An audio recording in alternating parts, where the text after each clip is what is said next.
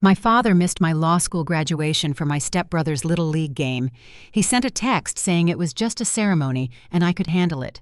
That evening, he turned on the financial news and saw my face on Bloomberg television flashing the headline, "Youngest Partner in Firm History." My phone rang 7 times. I did not pick up. My name is Sloane Kensington. I am 30 years old, and I am a corporate litigator. Before I tell you how my father's golden boy ended up begging for his freedom in my office the very next morning, let me know where you are watching from in the comments below. Hit like and subscribe if you have ever proven your worth to people who treated you like an afterthought. The mahogany paneled hall of the State Bar Association echoed with applause. I sat in the second row tracing the gold foil lettering on my swearing-in program. To my left sat the families of the other newly minted attorneys. To my right sat a single empty velvet chair. My phone vibrated in my leather tote. I pulled it out the screen, glowing bright against the dim lighting of the auditorium. The message was from Richard, my father, a man who had spent 3 decades building an elite reputation in the legal world, yet could not find 60 minutes to witness my induction into it. I read the text twice. Preston's championship game got moved to this morning. Cannot make the hall. It is just a formality anyway. You can handle it. I did not cry. Crying requires the expectation of something better, and Richard had cured me of expectations long ago. I locked the screen, dropped the phone back into my bag, and stood up as my name echoed through the speakers. I walked across the stage, accepted my credentials, and smiled for the state photographer. The flash blinded me for a second, but my vision had never been clearer. 4 hours later, I stood in federal court. The judge struck his gavel, finalizing an $800 million antitrust settlement. The lead counsel of my firm stepped aside, gesturing for me to take the podium. Outside the courthouse, cameras waited. A Bloomberg reporter shoved a microphone toward me, asking how it felt to secure the largest corporate payout of the fiscal year. The banner at the bottom of the live broadcast read, "Sloane Kensington, named youngest partner in firm history." I returned to my penthouse apartment that night, poured a glass of Cabernet, and set my phone on the marble island. The screen lit up with incoming calls. Richard Kensington. 1 missed call. 2, 5, 7. He had seen the news. He realized the daughter he ignored was now wielding a title that rivaled his own. I pressed my thumb against the screen, selected his contact, and hit block. The real fallout began the next morning. I was reviewing deposition transcripts in my new corner office. The floor-to-ceiling windows offered a sprawling view of the downtown financial district. My assistant had strict instructions to hold all visitors. The heavy glass door swung open, hitting the rubber stopper with a sharp thud. Preston marched inside. He was 26, wearing a designer cashmere hoodie and limited edition sneakers, all funded by a bank account he did not earn. He carried himself with the unearned swagger of a boy who had never faced a single consequence. He bypassed the guest chairs, walked straight to my desk, and threw a thick, chaotic stack of manila folders right over my open transcripts. The edge of his binder knocked my crystal paperweight to the floor. It hit the carpet with a dull thud. I did not look at the folders. I looked at him. "The Securities and Exchange Commission is breathing down my neck," Preston announced, grabbing a green apple from the fruit bowl on my side table. "They are auditing the startup. Some ridiculous misunderstanding about investor funds." He took a loud bite of the apple, chewing with his mouth open. "Dad told me to bring the files to you. He said you need to handle the defense and get these suits off my back. Pro bono, obviously, since we are family." I looked down at the top document spilling out of his chaotic folder. It was a preliminary subpoena from a federal investigator. The charge code printed at the top was not a misunderstanding. It was wire fraud. I folded my hands on the desk, feeling the cold metal of my new partner ring press against my skin, and prepared to deliver his first dose of reality. I scanned the first page of the subpoena, then picked up a bank statement jutting from a poorly tabbed folder. The numbers printed across the page practically bled negligence. $300,000 routed from an angel investor account directly to a luxury auto dealership in Miami. Another $50,000 charged to a private jet charter company. I looked up at Preston. He was taking another bite of the green apple, chewing with his mouth open, waiting for me to fix his life. "You bought a McLaren with Series A venture capital," I stated, dropping the statement back onto the pile. Preston swallowed, waving a dismissive hand. "It is a company vehicle, for branding. You just have to draft some legal jargon to make the SEC back off. Dad said you know how to bury this kind of stuff. I am a corporate litigator, Preston. I handle antitrust lawsuits, not petty embezzlement. The SEC has a paper trail linking investor deposits directly to your personal assets. You did not just blur the lines, you erased them. I am not taking your case. Preston stopped chewing. The entitlement on his face morphed into a petulant sneer. You have to take it. Dad told you to. I blocked his number last night, I replied, opening my laptop. Gather your trash and leave my office. He slammed his fist against my glass desk. The coffee in my mug shuddered. You owe us. You think because you got on television you can disrespect this family. You are going to file the defense motions, or I will have Dad ruin your career. I picked up my desk phone and pressed a single button. Security, we have a trespasser in the corner office. Please escort him out. Preston kicked my leather guest chair, sending it crashing into the wall. He hurled insults, shouting about my arrogance, right up until two uniformed guards gripped his arms and dragged him toward the elevator bank. I adjusted my blazer, set my chair upright, and returned to my antitrust files. The satisfaction lasted exactly 45 minutes. My desk phone chimed. The caller ID displayed the managing partner. An unexpected summons to the top floor is rarely a social call. I rode the elevator up my heels, sinking into the plush carpet of the executive suite. Gregory Sterling stood by his window holding a crystal tumbler of sparkling water. He did not smile when I entered. I just received an interesting phone call from Richard Kensington. Gregory began turning to face me. Your father has a remarkable network. He mentioned that 3 of our top-tier banking clients might suddenly find our retainer fees too steep if we fail to support his family in a minor regulatory dispute.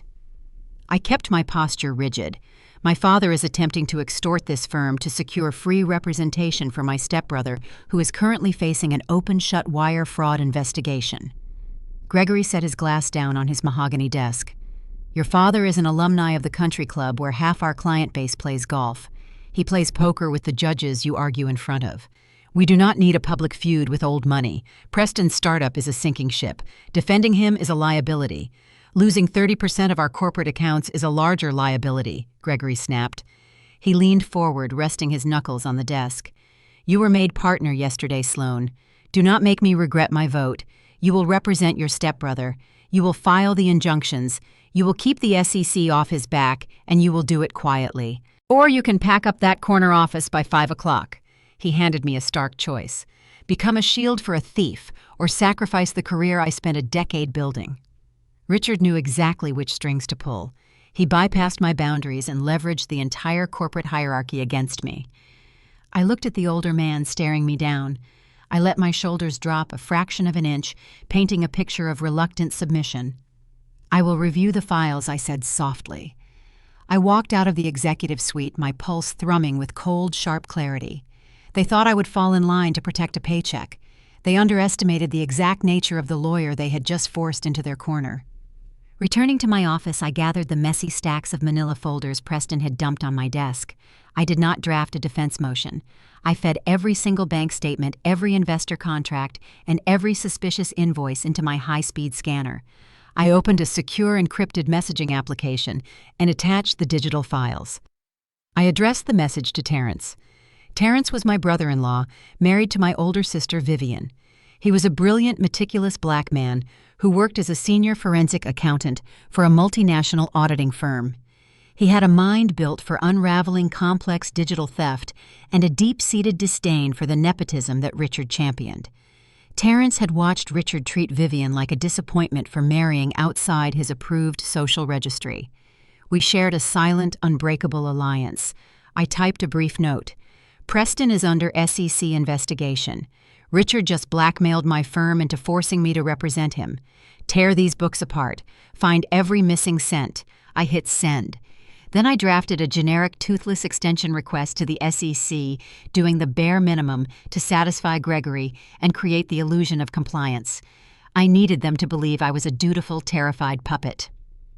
The day dragged on. I sat through partnership meetings and client calls, playing the part of the rising star, while keeping my phone face up on the desk, waiting. The sun dipped below the city skyline, casting long, dark shadows across my office floor. The cleaning staff had already emptied my trash bins. At 8:30, my phone illuminated. Terrence. I locked my office door and answered. "Did you find the car purchases?" I asked, skipping any greeting. "The cars are a distraction," Sloane Terrence said, his voice stripped of its usual calm warmth. He sounded tense, electric. I tracked the routing numbers on the investor deposits. Preston did not just siphon off a few $100,000 for a luxury lifestyle. He is a front. I stood up, walking toward the floor-to-ceiling window. A front for what? For a systemic asset drain. Terrence explained, the rhythmic clicking of a keyboard echoing over the line. I traced the primary outflows. The bulk of the missing venture capital did not go to Miami dealerships. It bypassed the corporate accounts entirely. Millions of dollars are being wired through a series of shell companies registered in Delaware. Who owns the shell companies?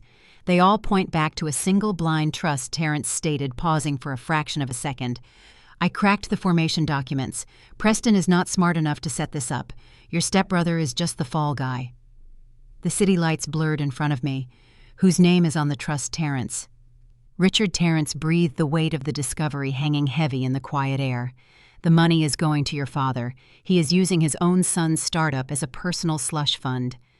The revelation hung in the air of my office, a dark, heavy truth that fundamentally altered the battlefield. Richard was not strong-arming my firm merely to save his foolish stepson from a regulatory fine. He was protecting himself. Preston was nothing but a convenient, disposable shield for a multi-million-dollar tax evasion and embezzlement scheme orchestrated by a man who had built a career lecturing others on ethics. I thanked Terrence, instructed him to secure the digital trail on a clean, untraceable server, and ended the call. I did not leave my office. I drafted a formal, heavily documented motion to withdraw as legal counsel for Preston's startup, citing an irreconcilable conflict of interest based on newly discovered financial irregularities. I submitted the motion to the managing partner's inbox at 2 a.m. If Gregory fired me for refusing to abet federal fraud, I would take the firm down with me. The retaliation arrived before I even reached my desk the next day. My cell phone rang as I unlocked my office door. It was Vivian, my older sister. Vivian was the soft heart of the family, a woman who had spent her life trying to maintain peace by absorbing the emotional blows Richard delivered. She married Terrence against Richard's explicit wishes, resulting in years of quiet, pervasive exclusion from family events. Sloane. Vivian gasped, her voice thick with panic and tears. The hospital just called. They canceled Leo's surgery. My blood ran cold. Leo, my 7-year-old nephew, suffered from a rare congenital heart defect. He was scheduled for a critical specialized valve replacement operation next week. The procedure required an upfront payment that Vivian and Terrence could not cover entirely with their insurance. The remaining balance was heavily subsidized by a generational health trust established by our late grandfather, an account Richard legally administered as the primary trustee. I asked her why the hospital canceled. The trust administrator declined the payment transfer. Vivian sobbed, the sound breaking my heart. They said the primary trustee placed an immediate, indefinite hold on all medical disbursements pending a structural review. The connection was stark, brutal, and immediate. Richard had received my withdrawal motion. Instead of attacking me professionally, he targeted the most vulnerable member of our family. He weaponized a child's life-saving surgery to force my submission. I told Vivian I would fix it. I hung up the phone. A cold, absolute fury settled into my bones, sharpening my focus into a razor edge. A moment later, Terrence called. His voice was dangerously low, devoid of his usual analytical calm. He told me he was driving to Richard's estate.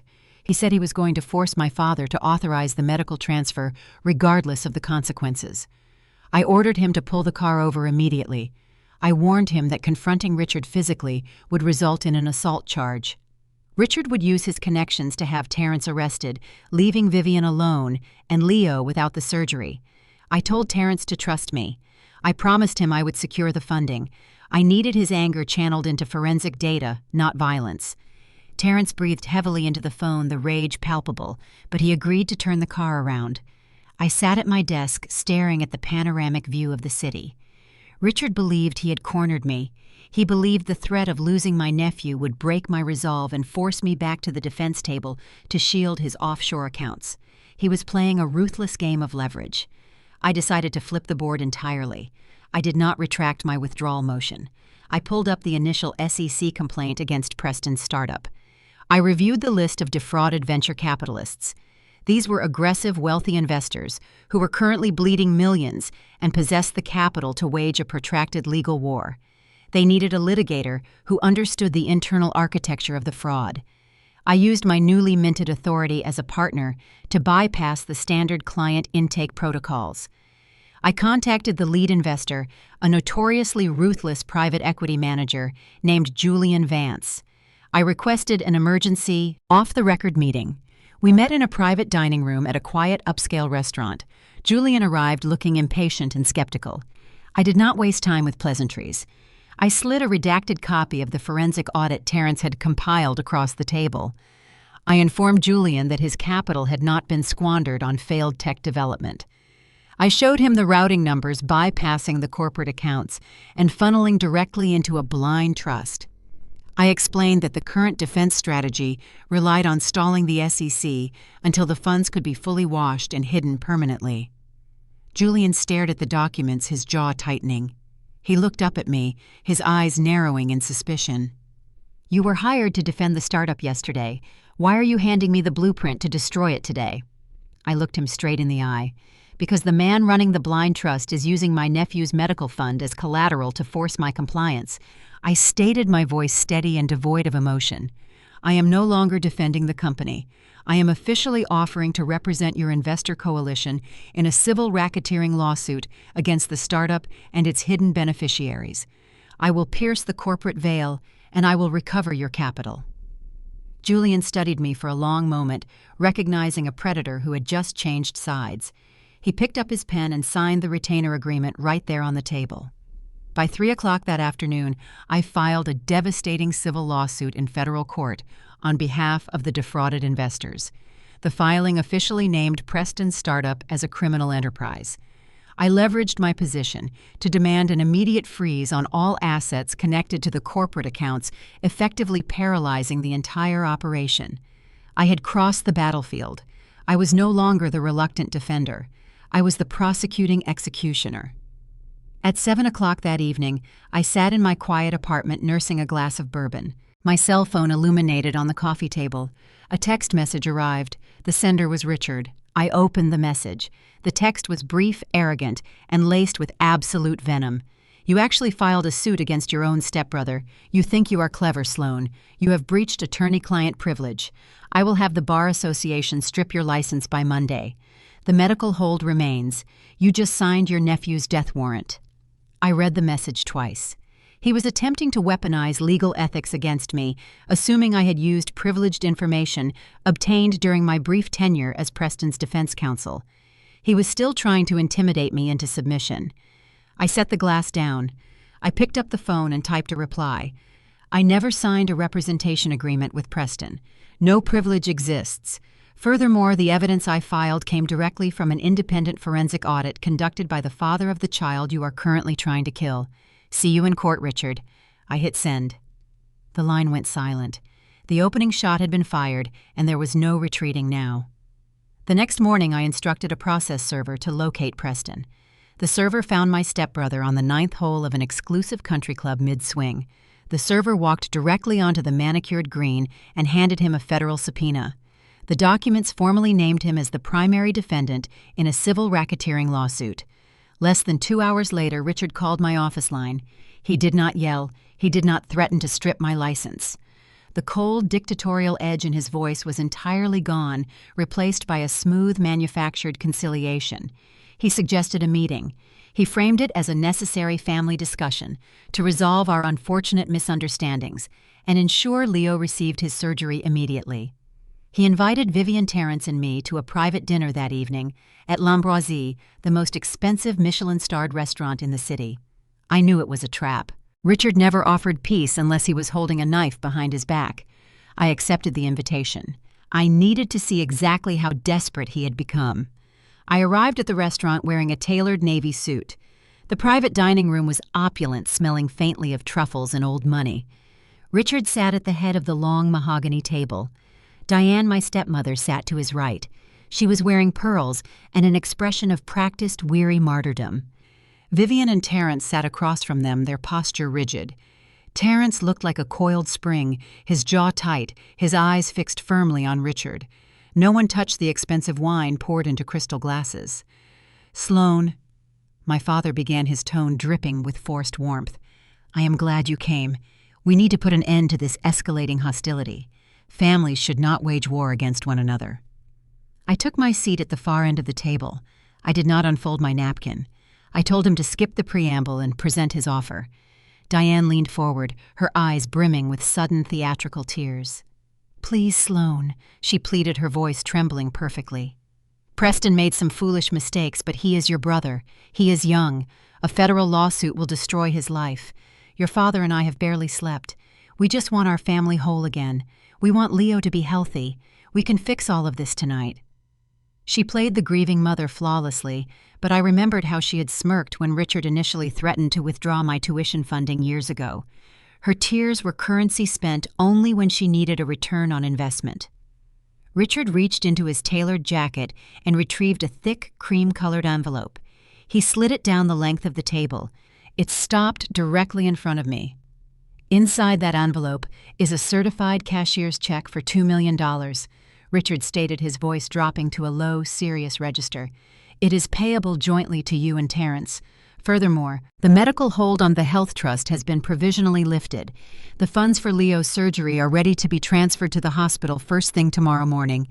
Terrence shifted in his chair, his eyes narrowing. "What is the price, Richard?" he asked, his voice a low rumble. "You do not hand out $2 million without a hook." Richard offered a small, placating smile. "It is not a price, Terrence. It is an insurance policy for family harmony.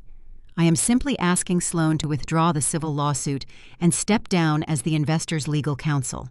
And I am asking you to hand over the original digital files containing the forensic audit of Preston's startup." He slid a second document across the table. A thin, stapled contract.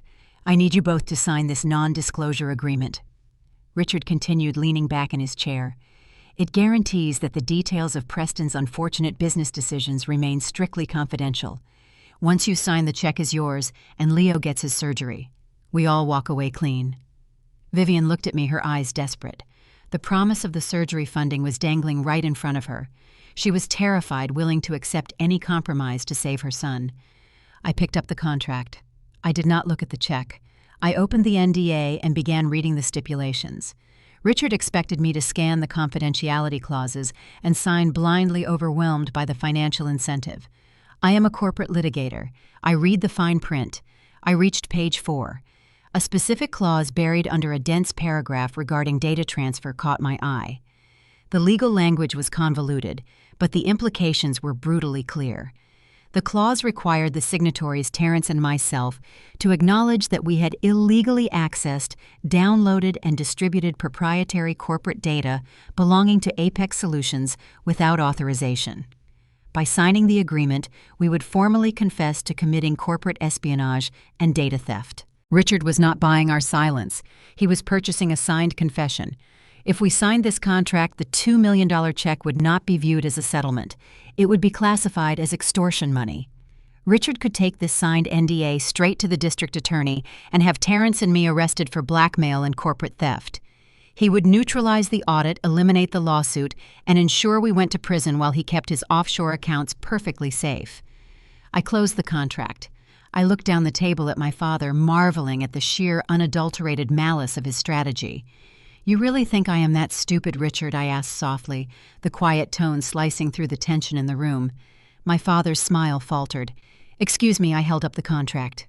Section 4, paragraph B. "This is not a non-disclosure agreement. This is a confession to corporate espionage and extortion. If we sign this, you can hand it to a prosecutor tomorrow and have us indicted for blackmail. You are trying to frame us to protect your blind trust." Terrence's eyes went wide. He snatched the contract from my hand, scanning the clause. His face darkened with absolute fury. "You son of a bitch!" Terrence growled, rising halfway out of his chair. "You tried to trick us into a felony confession using my son's life as bait." Vivian gasped, covering her mouth in horror. Richard slammed his hand on the table, discarding the diplomatic facade. "You hacked into a private company's server," he shouted, his face reddening. "You stole financial data. You are already criminals. I am offering you a way out before I destroy you both. Sign the paper, or Leo dies waiting for a charity handout." I did not yell back. I took the contract from Terrence's hand. I gripped the thick paper and ripped it directly down the middle. I tore it again, dropping the shredded pieces onto the pristine white tablecloth. "We are leaving," I told Vivian and Terrence, picking up my purse. "I will secure the funding for Leo's surgery through the Investor Coalition tomorrow. We do not need his blood money." I turned toward the door. Richard roared in frustration. "Diane, do something!" Diane stood up quickly, rushing toward me to block the exit. "Chloe, wait, you cannot do this, please." She grabbed my arm. I pulled away sharply. Suddenly, Diane gasped loudly. Her eyes widened in exaggerated panic. She clutched her chest, her fingers digging into the fabric of her expensive silk blouse. She let out a high-strained wheeze and collapsed onto the floor of the private dining room. She lay there gasping dramatically, her hand reaching out toward Richard. "My heart," she cried out, her voice remarkably strong for a woman experiencing cardiac arrest. "Richard, my heart." Richard immediately dropped to his knees beside her, shouting for a waiter to call an ambulance. He looked up at me, his face twisted in pure manufactured outrage. "Look what you have done," Richard bellowed, ensuring his voice carried through the open door into the main dining area, drawing the attention of wealthy patrons and restaurant staff. "You are killing your mother. You are causing a heart attack with your vicious, selfish lawsuit. Drop the case right now, or her blood is on your hands. I was using a staged medical emergency to publicly shame me into submission." He was leveraging the audience, hoping the pressure of causing my stepmother's death would force me to capitulate and sign a new agreement. The restaurant manager rushed into the room, phone in hand, panic etched on his face. The trap had sprung, but the snare was built on a lie. The wail of the ambulance siren faded into the city night, carrying Diane's theatrical performance away from the Michelin-starred restaurant. I stood on the sidewalk with Terrence and Vivian. Diners were still whispering, casting sideways glances at the cold, ruthless lawyer who had allegedly triggered her stepmother's cardiac arrest. Richard had played the crowd perfectly. I did not follow the ambulance. I instructed Terrence to take Vivian home and focus entirely on Leo. I promised them again that the medical funding would be secured.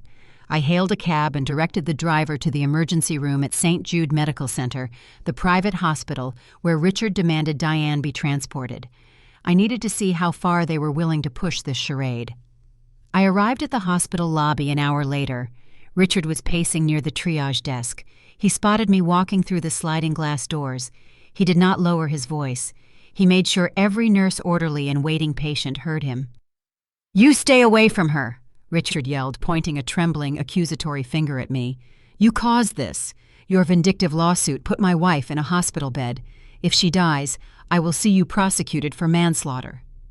A triage nurse stepped forward, looking at me with undisguised contempt, asking me to leave the premises to prevent further distress to the family. I did not argue. I turned and walked out, leaving Richard to bask in the sympathetic gazes of the hospital staff. The performance was immaculate, but the consequences were about to become very real.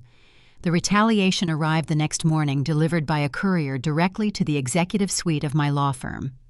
I was sitting in my office drafting a motion to compel discovery for the investor lawsuit when my desk phone rang.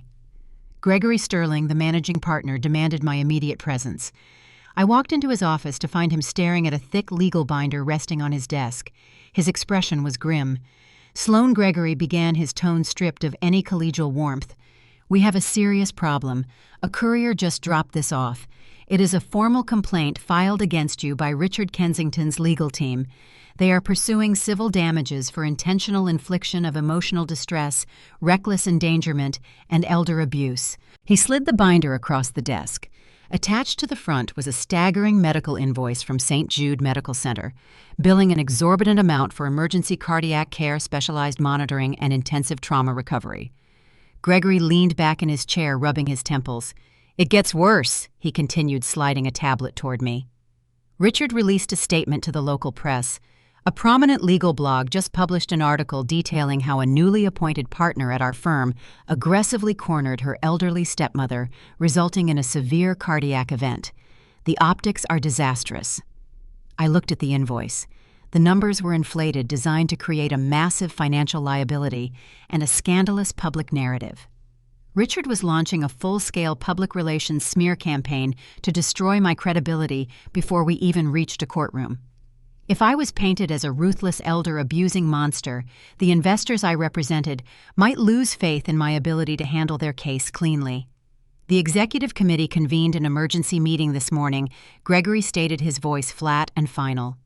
We cannot have a partner generating this kind of negative press while managing a high-profile federal lawsuit. You are being placed on immediate administrative leave for 1 week, pending an internal ethics investigation.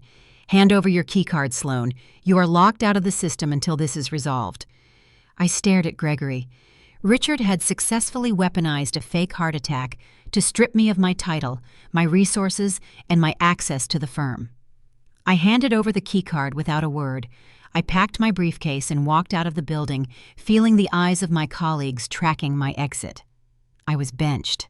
I returned to my apartment and immediately called Terrence. I explained the suspension and the impending PR nightmare.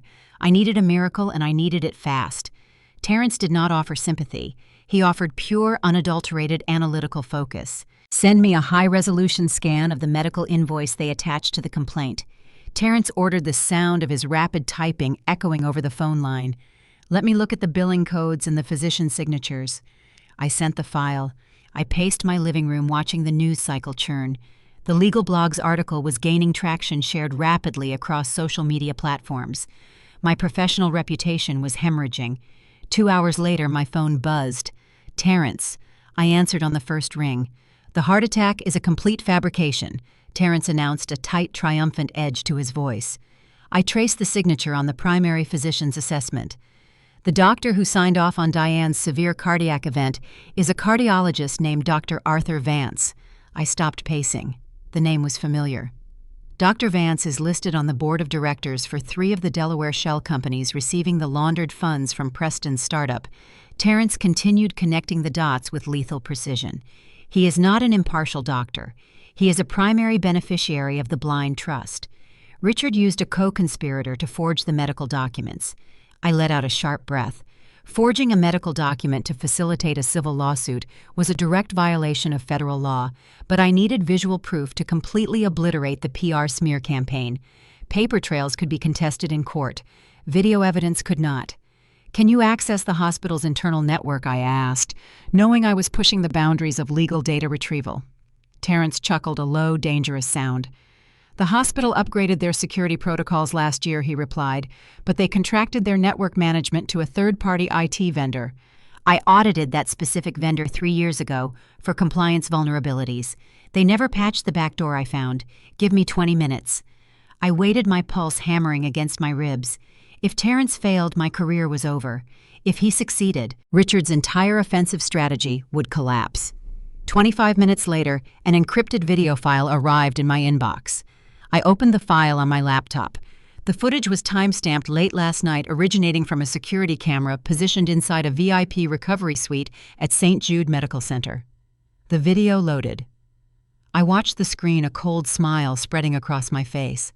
Diane was not hooked up to a ventilator. She was not surrounded by emergency cardiac equipment.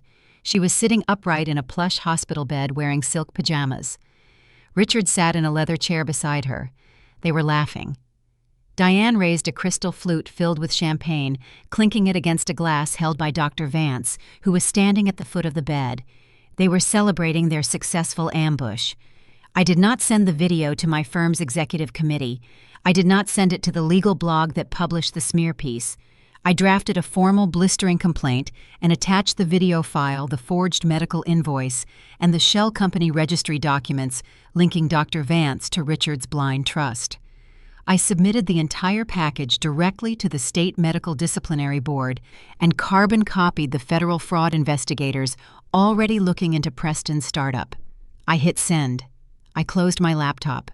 The retaliatory strike was launched, and the shockwave was about to hit them from a direction they never anticipated. Richard thought he could win a war in the press. He was about to learn that fighting a litigator in the court of public opinion is a dangerous game, especially when she has access to the cutting room floor. The retaliation from the medical board was swift and devastating, but Richard did not surrender. He doubled down. If he could not use the hospital to build a legal case against me, he would use the press to destroy my reputation so thoroughly that no firm would ever hire me again. 2 days after my suspension, a prominent local tabloid hit the stands and flooded social media feeds. The front page featured a grainy, poorly lit photograph taken outside L'Ambroisie. It showed me turning my back and walking away, my expression cold and impassive while paramedics loaded Diane onto a stretcher in the background. The headline screamed in bold block letters, "Million-dollar lawyer abandons bankrupt family, sends stepmother to ER." The article inside was a masterpiece of character assassination. It painted Richard as a struggling patriarch, desperately trying to save his son's failing startup, while portraying me as a greedy, ruthless corporate shark who refused to lift a finger to help her own blood. It quoted anonymous sources, undoubtedly Richard and Diane, claiming I had hoarded my wealth and laughed while my family faced financial ruin. The PR smear worked. My phone began ringing, but it was not Gregory Sterling calling to reinstate me. The calls came from the private equity investors I was representing in the racketeering suit against Preston. They were nervous. Wealthy clients abhor public scandals, especially ones involving allegations of elder abuse and familial cruelty. One investor explicitly threatened to pull his capital from the litigation fund if I could not control the narrative. I was bleeding credibility by the hour. While I sat in my apartment managing panicked phone calls and watching my reputation burn, Preston decided to celebrate his perceived victory. My stepbrother, possessing the strategic foresight of a toddler, believed the tabloid article had permanently neutralized me. He assumed the SEC investigation would stall without my aggressive litigation pushing the investors forward. He was wrong, and he was about to make a fatal error. My laptop chimed with a high-priority alert. Terrence had set up automated tracking algorithms on every known account associated with Apex Solutions. He called me immediately. Sloane, Terrence said, his voice tight with urgent disbelief. "You are not going to believe what your idiot stepbrother is doing right now." I put him on speakerphone and opened my encrypted viewing portal. "What am I looking at, Terrence?" "Look at the primary operating account for Apex Solutions." Terrence directed the rapid clacking of his keyboard filtering through the audio. A massive wire transfer was initiated exactly 4 minutes ago. $5 million. I stared at the screen, watching the digital numbers refresh. $5 million was moving out of the startup's primary domestic holding account. Where is it going? It is being routed through 2 Delaware shell companies, and the final destination is a numbered offshore account in the Cayman Islands. Terrence explained, his tone incredulous. He is executing a massive capital flight in broad daylight while under active federal investigation. I analyzed the routing architecture. The transaction was complex, utilizing multiple layers of obfuscation designed to blind local auditors. The technical execution was flawless. Preston did not initiate this transfer. I stated, a cold realization settling over me. Preston does not know how to set up a Cayman account, let alone structure a multi-tiered wire transfer through domestic shell companies. He is too lazy to learn. "You think Richard is pulling the trigger?" Terrence asked. "Richard is panicking," I concluded, pacing the length of my living room. "He knows the medical board is investigating Dr. Vance. He knows his fake heart attack scheme failed. He assumes the federal investigators will inevitably follow the paper trail. He is trying to drain the startup's remaining liquidity and hide the assets offshore before the SEC freezes the accounts. He is using Preston's login credentials to make it look like Preston is the sole bad actor. We need to call the SEC right now and stop the transfer," Terrence urged. "If that money hits the Caymans, we will never recover it for the investors." I stopped pacing. I looked at the tabloid article still open on my secondary monitor. The headline blaring my supposed cruelty. Richard wanted a media war. He wanted to fight in the court of public opinion. I decided to give him exactly what he asked for, but I would choose the battlefield and the weapon.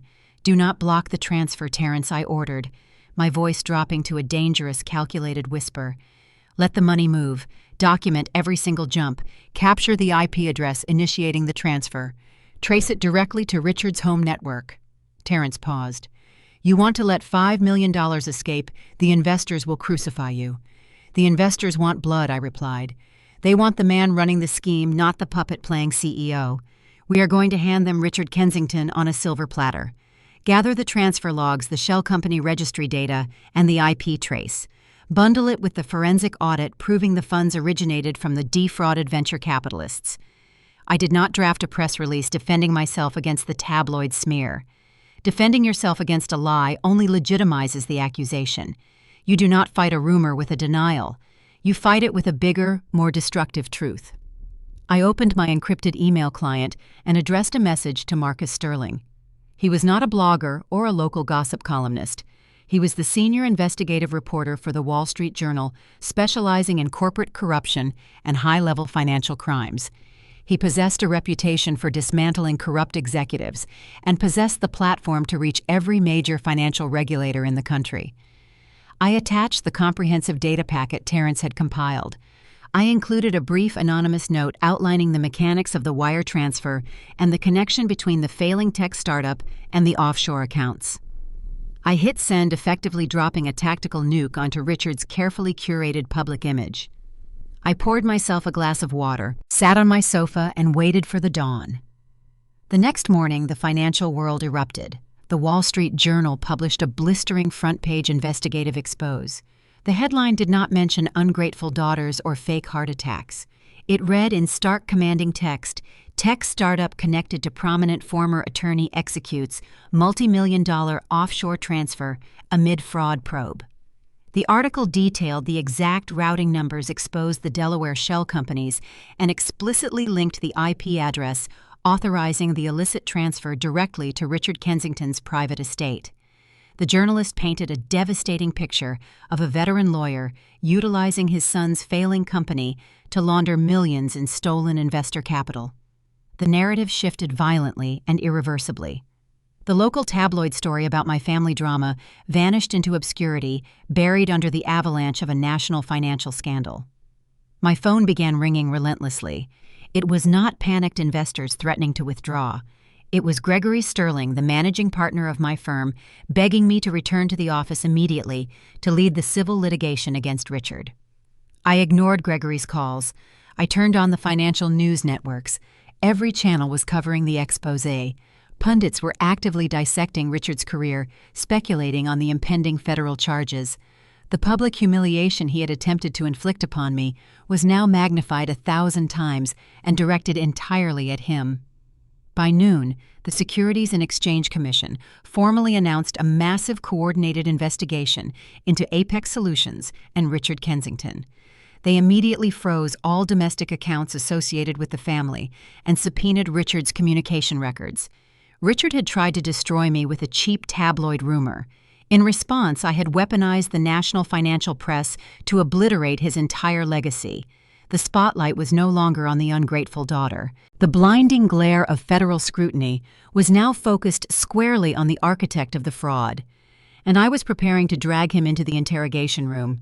The Wall Street Journal article ignited a firestorm, but an exposé is not a conviction.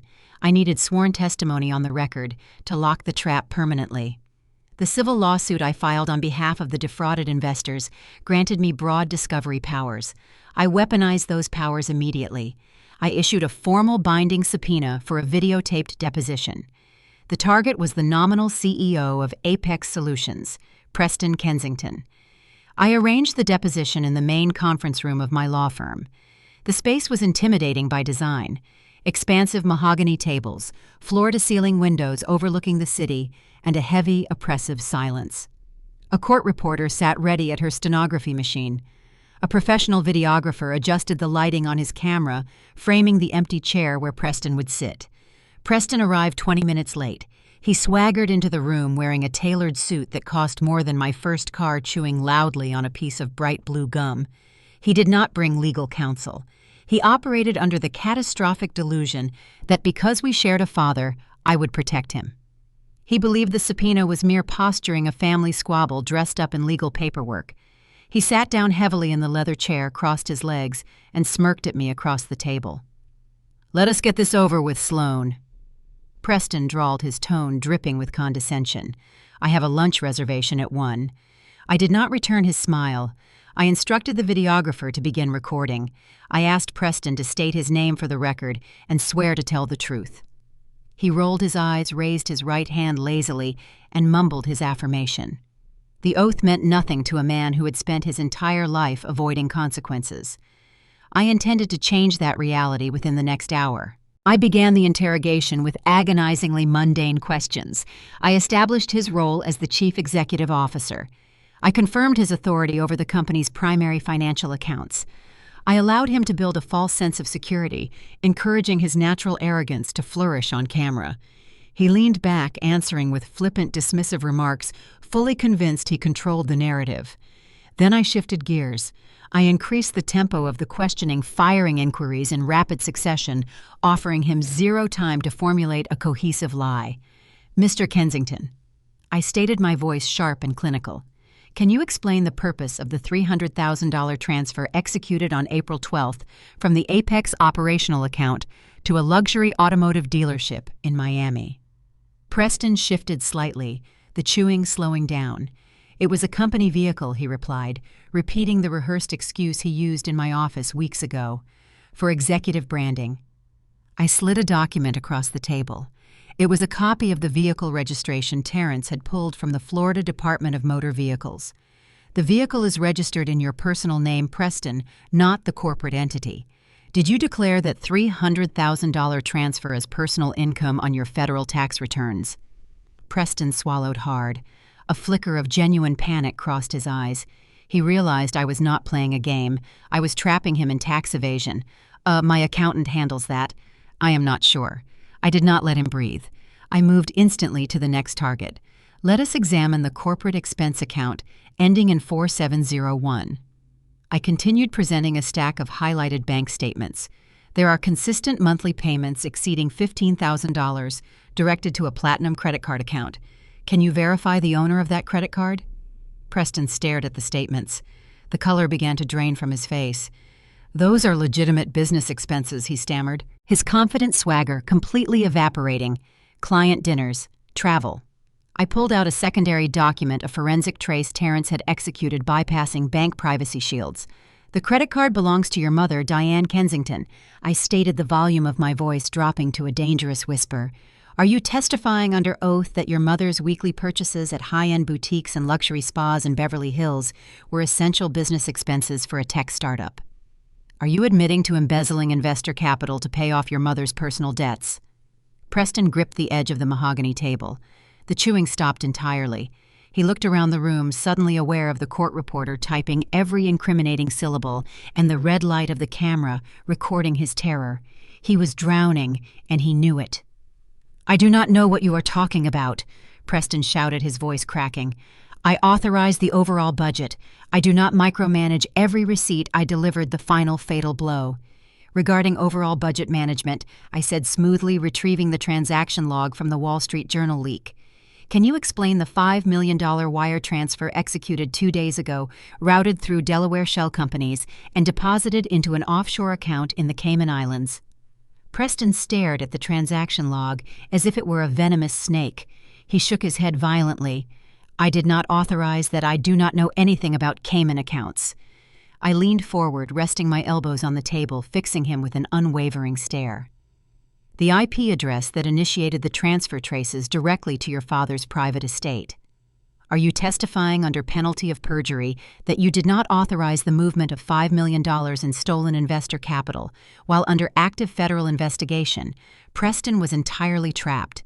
If he claimed he authorized the transfer, he confessed to international money laundering.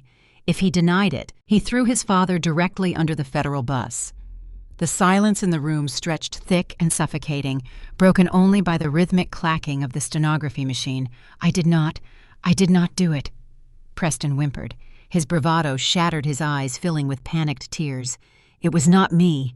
The heavy oak doors of the conference room burst open with explosive force. The sudden noise echoed like a gunshot. I turned to see Richard Kensington storming into the room. His face was a mask of unadulterated fury, flushed a dark, dangerous red. He was flanked by 2 men in immaculate, expensive suits. I recognized them instantly. They were senior partners from a rival corporate defense firm renowned for their aggressive, scorched-earth litigation tactics. Richard marched directly to the head of the table, slamming his hand flat against the polished wood. "This deposition is over." Richard roared, his voice trembling with rage. "Shut that camera off immediately." The videographer paused, looking to me for direction. I held up a hand, signaling him to keep rolling. Everything Richard did now was on the federal record. "You have no authority here, Richard," I stated calmly, remaining seated. "This is a court-ordered deposition. Your interference is a direct violation of civil procedure." Richard leaned over the table, bringing his face inches from mine. His eyes burned with a chaotic, desperate hatred. "You are conducting an illegal, malicious interrogation." He spat, spittle flying from his lips. "You are weaponizing a civil lawsuit to pursue a personal vendetta against your own family. This entire proceeding is tainted by severe conflicts of interest, and I am shutting it down." The lead defense attorney stepped forward, attempting to project an aura of calm, overwhelming superiority. "Miss Kensington," he began smoothly, "we represent Preston Kensington. We are filing an immediate emergency injunction to halt this deposition and have your subpoena quashed on the grounds of prosecutorial misconduct. You are harassing our client based on personal animus. We demand you terminate this session now, or we will seek severe sanctions against your license. They thought they could intimidate me with volume and legal threats. They thought the mere presence of high-priced defense counsel would force me to back down and release their golden boy. They assumed I was still playing by their rules. They were severely mistaken." The lead defense attorney stood tall, adjusting his silk tie with practiced arrogance. He looked down at me, clearly expecting compliance. "Miss Kensington," he reiterated, his tone carrying the distinct edge of a threat. "If you do not cease this interrogation and formally recuse yourself from this litigation, we will submit a formal grievance to the State Bar Association before noon. Your personal vendetta violates every ethical standard of legal representation. We will ensure you are disbarred." I did not flinch. I did not raise my voice in defense. I allowed the silence to stretch thick and heavy, letting their arrogance peak before I shattered it. I smiled. It was a cold, precise expression void of any warmth. I reached down into my leather briefcase resting beside my chair. I withdrew a thick, bound document, the pages crisp and legally finalized. I placed it deliberately in the center of the mahogany table, right between Richard and his expensive lawyers. "I think there is a fundamental misunderstanding regarding my role in this proceeding," I said quietly, locking eyes with Richard. "You assume I am merely acting as legal counsel for the defrauded venture capitalists. You assume you can petition the court to have me removed for a conflict of interest, delaying the litigation while you hide the remaining assets." Richard sneered, leaning heavily on the table. "That is exactly what we are going to do, Sloane. You have overplayed your hand. You are finished." I tapped the cover of the bound document. "I highly recommend your counsel read the assignment of debt attached to that file," I suggested. The second defense attorney, a younger man with sharp, calculating eyes, picked up the document. He flipped to the summary page, scanning the legal text. I watched his face closely. The confident swagger evaporated in a matter of seconds, replaced by a sudden rigid stillness. He looked up at Richard, then back at the paper, swallowing hard. "What is it?" Richard demanded, his voice sharp with mounting anxiety. "What does it say?" The younger attorney cleared his throat, avoiding Richard's gaze. "It is a debt assignment," he murmured, his voice tight. "It appears that Miss Kensington's personal holding company has acquired the primary debt obligation from Novatech Systems." Novatech Systems was the largest software vendor associated with Preston's failing startup. They held a massive unsecured credit line that Apex Solutions had defaulted on months ago. I leaned forward, clasping my hands together. "Allow me to clarify the situation," I stated, addressing the room with lethal clarity. "Last week, I personally purchased the entirety of Novatech's outstanding debt at a significant discount. I am no longer merely the attorney representing the plaintiffs. I am the primary supermajority creditor of Apex Solutions." Preston, still slumped in his chair, stared at me with wide, terrified eyes. "What does that mean?" he whispered, his voice trembling. "It means," the lead defense attorney answered, his tone reflecting grim realization that according to federal bankruptcy statutes, she controls the debt hierarchy. I nodded, maintaining steady eye contact with Richard. "Exactly. I control the debt. Therefore, I possess absolute veto power over any proposed restructuring plan, any settlement offer, and any attempt to shield your remaining assets through bankruptcy protection. You cannot buy me out. You cannot settle with the other investors without my explicit authorization. And you certainly cannot have a judge remove me from this case because I am not just the lawyer. I am the plaintiff. I own you." Richard's face drained of color. The arrogant, untouchable patriarch realized he had walked directly into a steel trap. He had spent his entire life bullying subordinates and manipulating legal loopholes, but he had never faced an opponent who outmaneuvered him on the fundamental battlefield of capital. He was checkmated, and the realization hit him like a physical blow. He staggered backward, bracing himself against the wall. His chest heaved as he struggled to process the total collapse of his defensive strategy. "You planned this from the very beginning." Richard rasped, his voice sounding hollow and desperate. "You orchestrated this entire scenario to destroy us." "I did not orchestrate your son's embezzlement," I replied coldly. "I did not force you to launder stolen funds through offshore shell companies. I simply stopped playing the victim and started playing the game you taught me." I looked at the videographer. "Terminate the recording. The deposition is suspended pending further notice from the primary creditor." The red light on the camera blinked off. "Get out of my conference room," I ordered, my voice ringing with undeniable authority. "All of you." The defense attorneys did not argue. They recognized a lost cause. They swiftly gathered their briefcases and ushered a catatonic Preston toward the door. Richard lingered for a moment, his eyes burning with a chaotic, desperate hatred. He had lost the legal battle, he had lost the financial leverage, and his golden son was facing imminent federal indictment.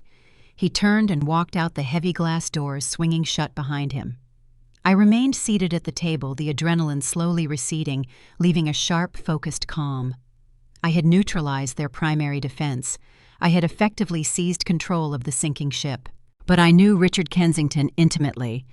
A cornered animal is the most dangerous kind. He would not surrender. If he could not defeat me legally or financially, he would resort to total destruction. 2 days later, the retaliation arrived, and it was entirely divorced from the courtroom. I was reviewing the liquidation schedules for Apex Solutions when my desk phone rang. It was the managing partner, Gregory Sterling. His voice was unusually tight, stripped of its typical corporate polish. "Sloane," Gregory said, "I need you in my office immediately."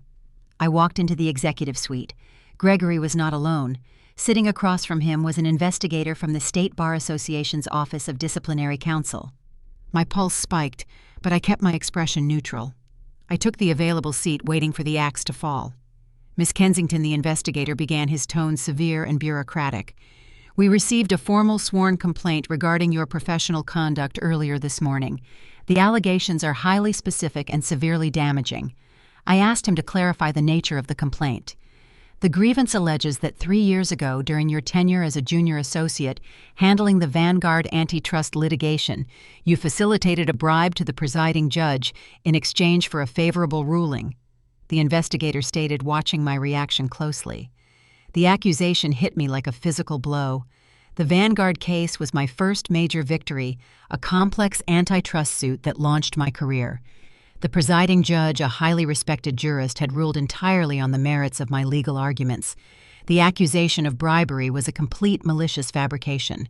Who filed the complaint, I demanded, though I already knew the answer. "The complaint was filed by a former senior partner who oversaw your work on that case," the investigator replied. "Richard Kensington. He submitted sworn affidavits from 2 former clerks supporting his allegations." I stared at Gregory. The trap was breathtaking in its sheer audacity. Richard knew he could not beat me on the Apex Solutions fraud. So he fabricated a career-ending scandal using his old connections and former subordinates to create a paper trail of perjury. He was attempting to destroy my legal license, ensuring I could never practice law again, effectively neutralizing me as a threat to his survival. Given the severity of the allegations and the sworn testimony provided, the investigator concluded the disciplinary council is initiating a formal hearing. Your license to practice law is suspended immediately pending the outcome of the tribunal next week. Gregory refused to meet my eyes. He was protecting the firm, distancing himself from the toxic fallout. I was escorted out of the building by security, my keycard deactivated, my career hanging by a thread. Richard had played his final, most desperate card. He thought framing me for a felony would force my submission. He thought the threat of disbarment would compel me to drop the Apex debt and save his family. He did not realize that by dragging the fight into the disciplinary tribunal, he had given me the perfect stage to execute him publicly. The disciplinary hearing took place in a sterile, windowless boardroom at the State Bar Association headquarters. The atmosphere was stifling, designed to strip away confidence and impose absolute authority. 3 senior adjudicators sat at the head of a long, polished table. Their expressions were neutral, conveying the grave seriousness of a tribunal that possessed the power to end a career permanently. I sat at the respondents' table, my hands resting lightly on the wood. I wore a charcoal suit projecting calm professionalism, masking the adrenaline humming through my veins. I did not bring a defense attorney. I did not intend to defend myself. I intended to prosecute my accuser. Richard sat across the room at the complainant's table. Diane sat beside him clutching a tissue, wearing a muted conservative dress that screamed manufactured humility. They looked like the tragic, disappointed parents forced to turn in their corrupt, wayward daughter for the greater good of the legal profession. The lead adjudicator, a woman with sharp eyes and a no-nonsense demeanor, called the hearing to order.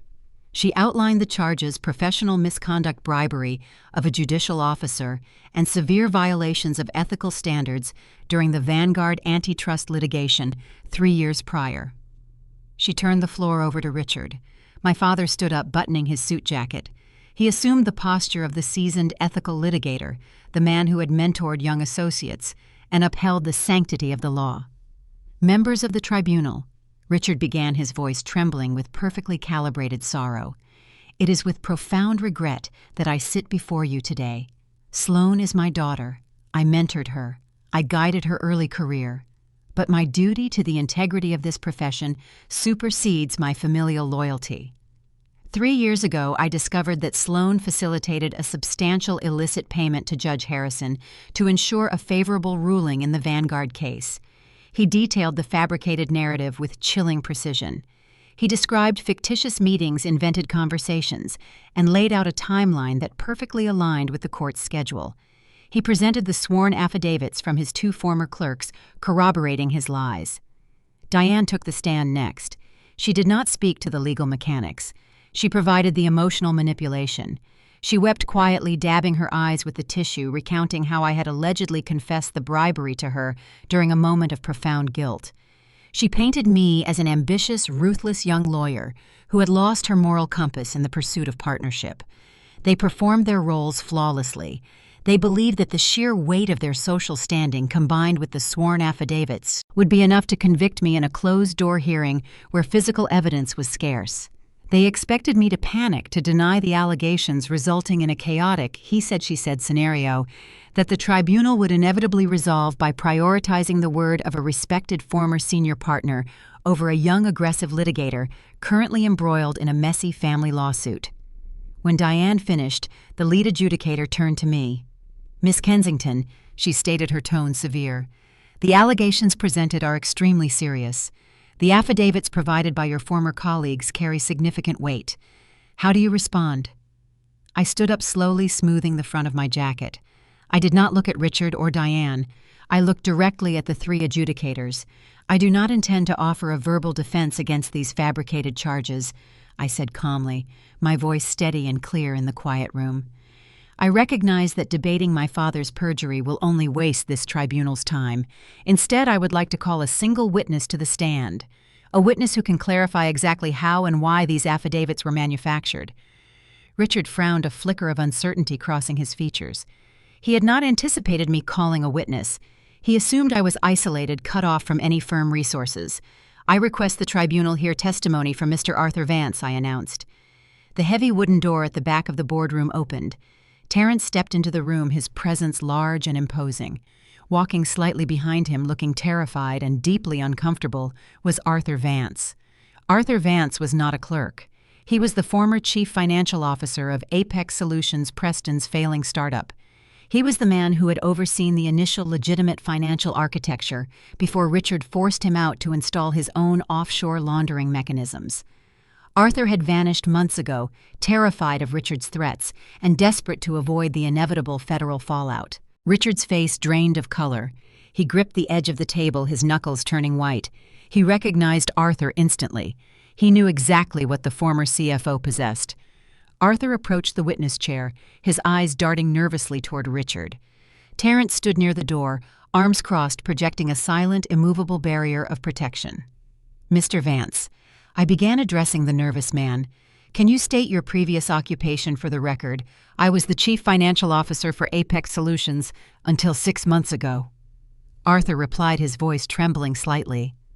I walked over to my briefcase and retrieved a small digital audio recorder. I placed it gently on the table in front of the adjudicators. "Why did you leave your position, Mr. Vance?" I asked, guiding him through the narrative we had meticulously prepared. Arthur swallowed hard, avoiding Richard's murderous glare. "I was forced to resign," he stated, his voice gaining a fraction of strength. Richard Kensington demanded I authorize a series of unvetted high-volume wire transfers to offshore shell companies. When I refused, citing blatant SEC violations, he threatened me. He told me he would destroy my career. Richard slammed his fist on the table, abandoning his dignified persona. "This is outrageous," he shouted, his face reddening. "This man is a disgruntled former employee. His testimony has absolutely nothing to do with the Vanguard bribery allegations. You are allowing her to turn this disciplinary hearing into a circus." The lead adjudicator slammed her gavel sharply. "Mr. Kensington, you will remain silent until the witness has concluded his testimony, or you will be removed from this room. Proceed, Miss Kensington." I turned back to Arthur. "Mr. Vance, during your final week at Apex Solutions, did you happen to record a conversation between yourself and Richard Kensington?" "Yes," Arthur confirmed, nodding. "I knew he was going to try to pin the fraud on me. I recorded our final meeting for my own protection." I pressed play on the digital recorder. The audio was crisp, captured perfectly by a high-end covert device. Richard's voice filled the silent boardroom, arrogant, demanding, and utterly damning. "I do not care about your ethical concerns." "Arthur," the recording played. Richard's tone dripping with contempt. "You will authorize the Cayman transfers or I will ruin you. You think I cannot do it? Look at my daughter. Sloane is causing problems with the investor negotiations. I already have 2 clerks drafting sworn affidavits claiming she bribed a judge during the Vanguard case. I will submit them to the Bar Association the moment she steps out of line. I will have her disbarred and destitute before she even knows what hit her. Do not test me, Arthur. I create the truth in this city." The recording clicked off. The silence that followed was absolute, suffocating, and profound. The fabricated bribery, the coercion, the sheer malicious intent to destroy my career. It was all laid bare, spoken in his own voice, echoing off the walls of the disciplinary tribunal. I looked at the 3 adjudicators. Their expressions had shifted from severe impartiality to grim, cold realization. They understood exactly what had just transpired. A respected former colleague had attempted to weaponize their institution to execute a personal, illegal vendetta. I turned slowly to face Richard. He sat frozen in his chair, staring blankly at the digital recorder. The arrogant patriarch, the untouchable legal titan, was entirely dismantled. He had built his trap so perfectly, never anticipating that the very people he terrorized to build his empire would be the ones to hand me the detonator. Diane sat beside him, covering her mouth with trembling hands, realizing they had walked directly into a slaughterhouse. The lead adjudicator did not ask for closing statements. She did not confer with her colleagues. The evidence was irrefutable. "The charges against Miss Kensington are dismissed in their entirety, effective immediately," the adjudicator announced, her voice ringing with finality. She directed her gaze, sharp as broken glass, toward Richard.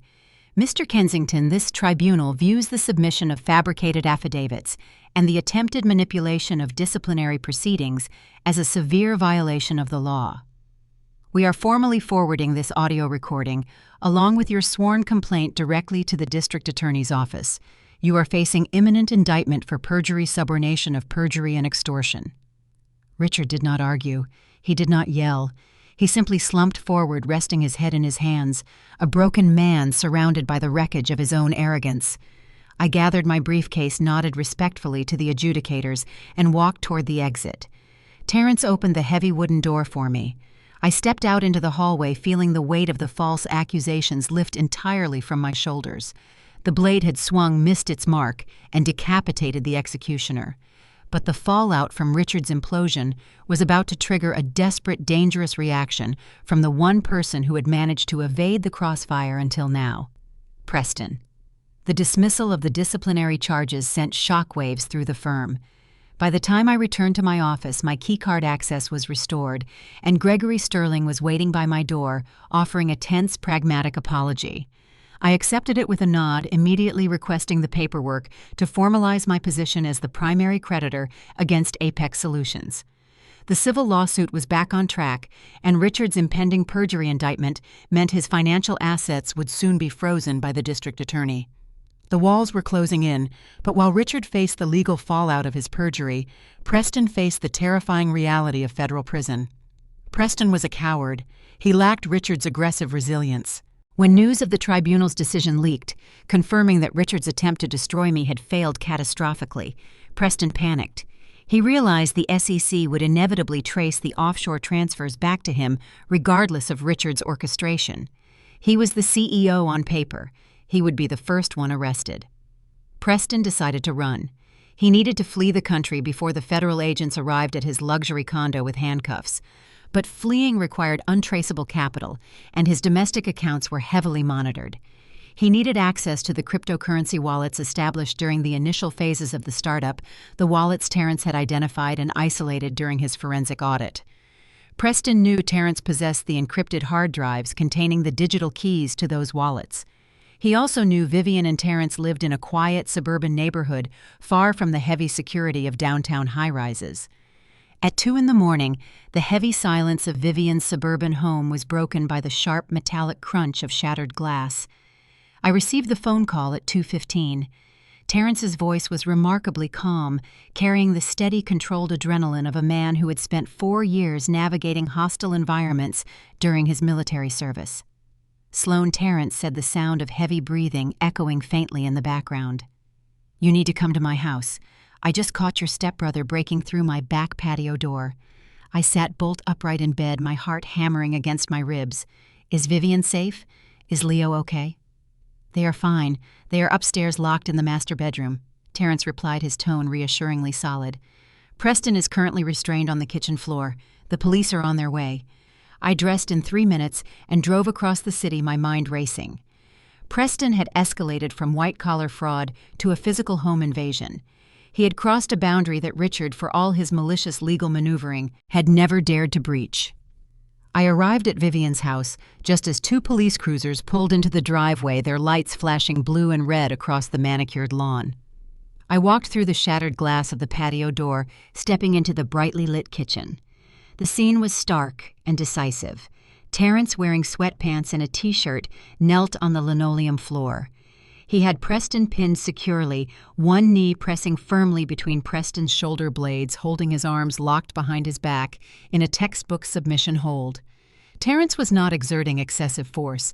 He was simply utilizing his significant physical advantage to ensure Preston could not move. Preston lay face down, panting heavily, his designer hoodie torn at the shoulder. A crowbar lay discarded near the kitchen island, alongside a shattered ceramic vase. He had broken in expecting an easy theft and encountered a combat veteran instead. The police officers entered, assessing the situation immediately. They instructed Terrence to step back, taking custody of Preston and securing him in steel cuffs. They read him his rights, charging him with breaking and entering, attempted burglary, and destruction of property. Preston looked up at me as the officers hauled him to his feet. His face was pale, smeared with dust from the floor. He did not look arrogant. He looked like a terrified child realizing the game was finally over. "Sloane, tell them." Preston stammered, his voice cracking. "Tell them I was just looking for my own property. Terrence stole my hard drives. I am not a burglar."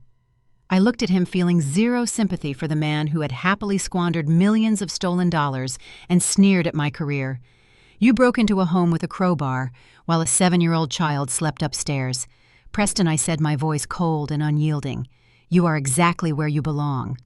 The officers led him out to the cruisers, the heavy doors slamming shut, sealing his fate. Terrence gave his statement to the lead officer, while Vivian came downstairs, wrapping her arms around her husband, her face pale but resolute. They were safe, and Preston was finally neutralized. I stayed with them until the police finished processing the scene. I drove back to my apartment as dawn began to break the sky, turning a bruised shade of purple. I had barely unlocked my front door when my phone began to ring. The caller ID displayed Richard's number. I had blocked him previously, but he was calling from a landline, likely realizing I would ignore his cell. I answered, curious to hear the sound of his total defeat. Sloane. Richard's voice was unrecognizable. It was not the booming, authoritative baritone that had dominated courtrooms and family dinners. It was thin, ragged, and desperate. He sounded like a man standing on the edge of a cliff staring down into the abyss. I remained silent, forcing him to speak first. "The police just called." Richard rasped, his breathing uneven. "They have Preston at the precinct. They are processing him for felony breaking and entering. He is being denied bail because he is considered a flight risk. Sloane, he is facing years in state prison before the federal charges even land. That is the standard consequence for invading a home with a crowbar," I replied clinically. "You have to tell Terrence to drop the charges," Richard pleaded, abandoning all pretense of pride. He abandoned the threats. He abandoned the leverage. He was begging. "Hey, is your brother Sloane. He made a stupid, desperate mistake. He was terrified. If he gets a B&E conviction, it will trigger mandatory minimums on the federal fraud charges. He will not survive a decade in federal prison. Please, I am begging you, talk to Terrence. Have him withdraw the complaint." I listened to my father beg for the life of his golden son. He was asking me to intervene, to use my influence to save the boy who had mocked my profession and broken into my sister's home. He was asking me to fix the catastrophic mess he had orchestrated. I walked over to my window, looking out at the city waking up below me. Terrence is a father who woke up to the sound of shattered glass, knowing a criminal was inside his home with his wife and sick child. I stated, my voice devoid of any warmth. "Terrence will not drop the charges, Richard, and I will not ask him to. Preston made his choice. Now he faces the consequences. Sloane, please." Richard cried out, the desperation fracturing into hysteria. "I will do anything. I will give you whatever you want. Just name your price." I let the silence hang, calculating the final devastating move. Richard had nothing left to offer. His wealth was built on fraud, his reputation was shattered, and his freedom was contingent on an impending perjury indictment. He possessed only one remaining asset of any value, and it was a secret he had guarded viciously. "If you want me to even consider speaking to Terrence," I said, my voice dropping to a low, predatory murmur, "I need a guarantee, a massive, undeniable guarantee that you are fully cooperating with the investors I represent. Anything." Richard breathed, eager to latch onto any lifeline. "What do you need?" "I need Diane," I demanded. The line went dead silent. "I know Diane was not merely an ignorant bystander in your offshore laundering scheme," Richard continued, tightening the snare. "I know she actively managed the communication with the Delaware shell companies to shield your name.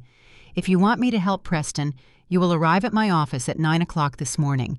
You will provide a sworn recorded statement detailing Diane's direct involvement in the wire fraud. You will hand over the encrypted communication logs linking her to the Cayman accounts. You will surrender your wife to save your son." Richard did not answer immediately. The agonizing weight of the choice pressed down on him. He was a man who prized loyalty only when it served him.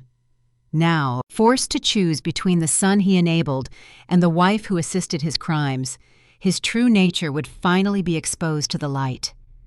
"I will be there at 9. Richard whispered, his voice broken. He hung up the phone. He had made his choice. He was willing to sacrifice Diane to save Preston. He did not realize that I had already scheduled another meeting for 9:15, ensuring the betrayal would be broadcast live to the one person he was attempting to destroy. The morning sun hit the floor-to-ceiling windows of my corner office, casting long, sharp angles of light across my glass desk. At exactly 9 o'clock, the heavy door swung open. Richard walked in. He looked nothing like the commanding former attorney who had threatened to ruin my career just days ago.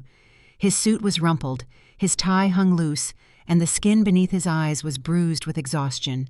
He moved with the slow, defeated gait of a man walking to his own execution. He did not offer a greeting. He bypassed the leather guest chairs and walked straight to my desk, placing a thick, encrypted flash drive on the glass surface. The plastic casing clattered loudly in the quiet room. "It is all there," Richard stated, his voice raspy and stripped of its usual resonance. The communication logs, the encrypted emails, the digital signatures authorizing the transfers to the Delaware shell companies. Everything linking Diane directly to the money laundering operation. I looked at the flash drive, then up at the man who had spent my entire life prioritizing his reputation over my existence. You are prepared to testify under oath that Diane initiated the fraudulent transfers I asked, maintaining a clinical, unreadable tone. You are prepared to state that she manipulated Preston into executing the offshore wires. Yes, Richard confirmed, nodding rapidly. He gripped the edge of my desk, his knuckles turning white.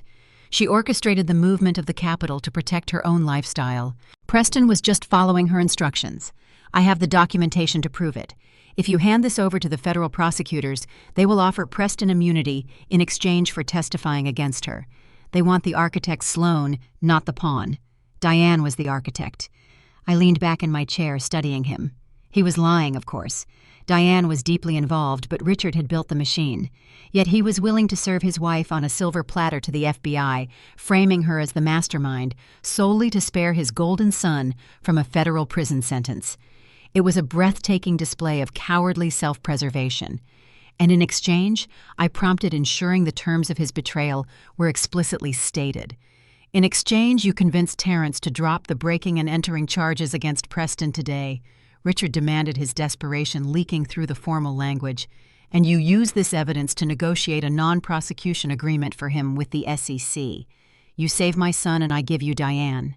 He had played his final card, abandoning the woman he had partnered with for 20 years to protect his legacy. He believed this ruthless transaction would satisfy my demand for leverage and secure Preston's freedom. He believed he was negotiating a clean exit. I did not reach for the flash drive. I did not confirm the deal. Instead, I reached forward and pressed a single silver button on my sleek intercom console. "You can come in now," I announced to the empty room. The heavy door connecting my office to the adjoining private conference suite clicked open. Diane stepped into the room. She was wearing a tailored beige trench coat, her designer handbag clutched tightly against her chest. Her face was ashen, her eyes wide with a horrific, shattered realization. Richard froze. His hand, still resting on my desk near the flash drive, began to tremble uncontrollably. He turned his head slowly, the blood draining completely from his face as he registered his wife standing mere feet away. I had invited Diane to the office at 8:45 under the pretense of discussing a potential civil settlement regarding her impending bankruptcy. I had seated her in the adjoining conference suite and left the intercom channel open. She had heard every single word of Richard's desperate bartering. She had listened to her husband meticulously frame her for a federal crime to save his son. Richard, Diane whispered, her voice cracking, sounding like glass fracturing under intense pressure. "You told her I was the architect. You gave her my communication logs." "Diane, listen to me," Richard stammered, stepping away from the desk, raising his hands in a frantic, placating gesture. "It is not what you think. I was just trying to buy us some time. I was going to find a way out for both of you. Do not lie to me." Diane shrieked, the volume of her voice startling even me. The polished upper-class facade she wore for decades evaporated, instantly replaced by raw, visceral fury. "You were going to let me go to federal prison. You were going to let me take the fall for the offshore accounts you set up. You spineless, pathetic coward." She lunged forward, closing the distance between them in 3 rapid strides. She did not slap him. She swung her heavy designer handbag like a mace, striking Richard squarely in the chest. He stumbled backward, hitting the edge of a leather guest chair, his arms raised to shield his face. "You dragged me into this mess," Diane screamed, hitting him again, the heavy metal clasp of her bag tearing a gash in his suit jacket. "You told me the investments were secure. You told me laundering the money through my accounts was just a tax strategy. You lied to me, and now you are trying to sell me to the FBI to save that useless, arrogant brat."